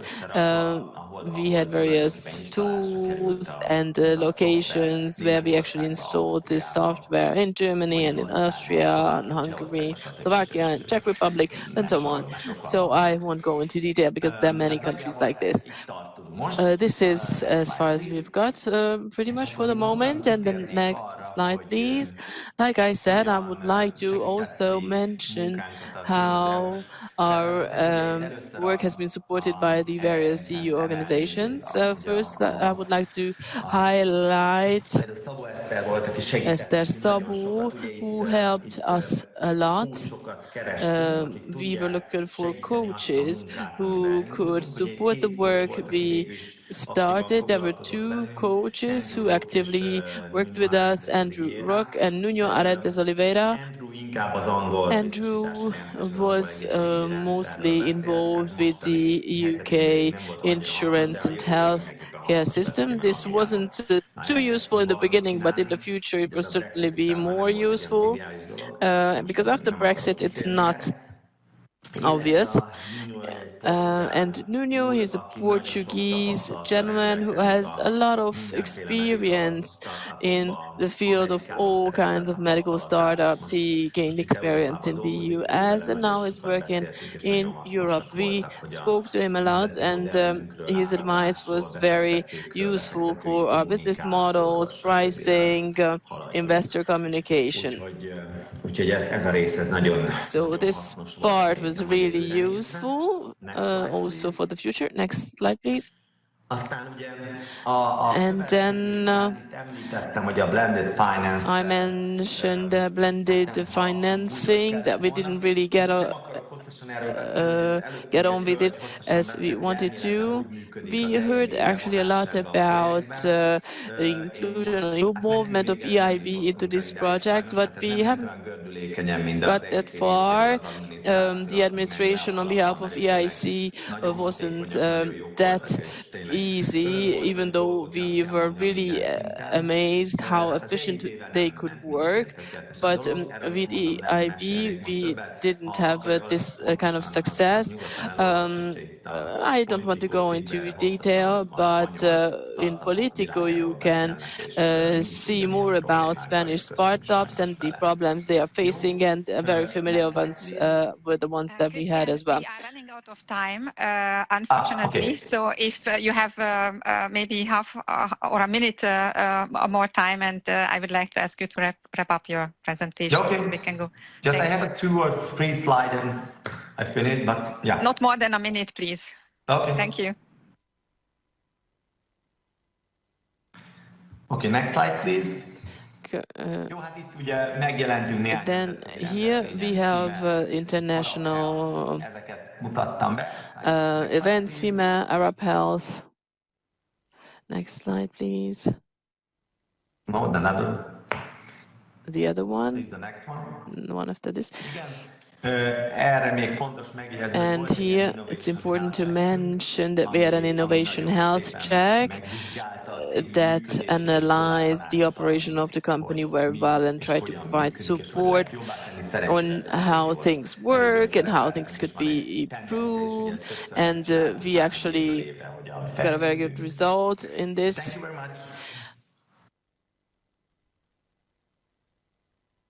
Thank you very much. Thank you very much. Thank you very much, Chris, for your presentation. Indeed, very impressive. It's an impressive journey, and you are in the middle of a very interesting path. And it's for us, it's always very nice and good to see, how European SMEs, in this case a Hungarian SME, is really making a difference. And thank you as well for your honesty and also that you presented what kind of support you received, and thank you so much. Thank you also for Clary for sharing with us the different support tools Hungarian businesses are offered by the Enterprise Europe Network and beyond. So we have 2 more minutes, and we have, if I can see well, 2 short questions, I think mainly for Clary. The one question is, do I need to sign a contract with the EN? May I answer in Hungarian, right? Yes, you can answer in both languages, what you prefer. Nem szükséges semmi. It's not necessary to sign any contract with Enterprise Europe Network. If any of the services have gained your interest, for any of the enterprises, then the enterprise can get in touch with the service provider or partner of ours in their region. We have a very good coordination in this. We work in a regional setup, and this will be the service provider that will provide the services for them. And if it happens that we have a question, for example, related to intellectual property, Noémie Lénart is a very good expert at the chamber, for example, in Pécs. And if there is no expert of this kind in other chambers or other regions, they can get in touch with Pécs, for example. But in none of the cases it's necessary to sign a contract. You just simply mention the need, and the advisor will guide you all along the way, and hopefully that will be a path of a long-term and successful business development. Such a consultation cost? Valójában nincsen költsége. Well, actually, it doesn't have any costs involved. As I mentioned in my presentation, our services are free of charge. It doesn't mean there are no costs related. Of course, there are, but the costs cannot be reimbursed to the company by us. They are partly financed by the EU, and there's an own share also.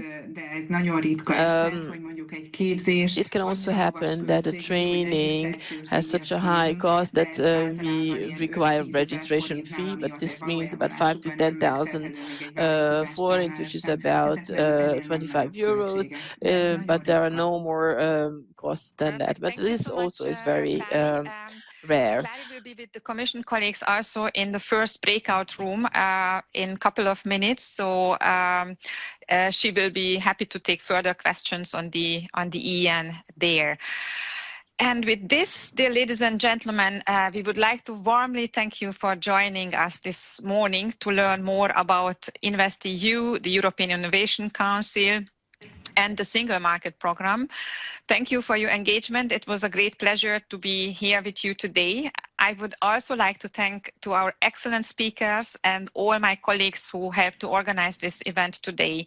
But please don't leave just yet.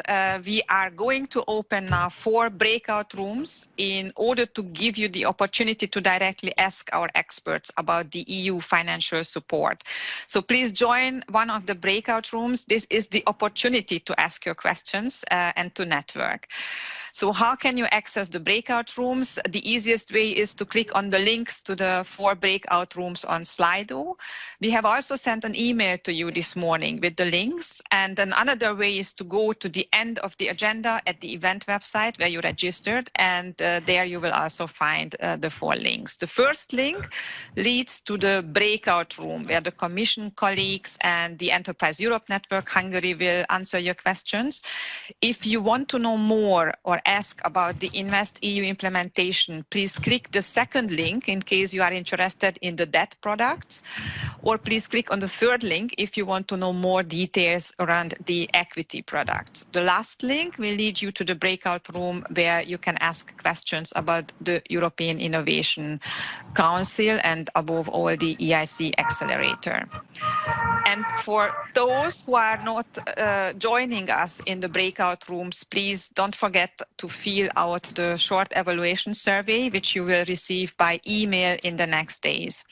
The feedback will help us to shape the content of future webinars, so we really count on you.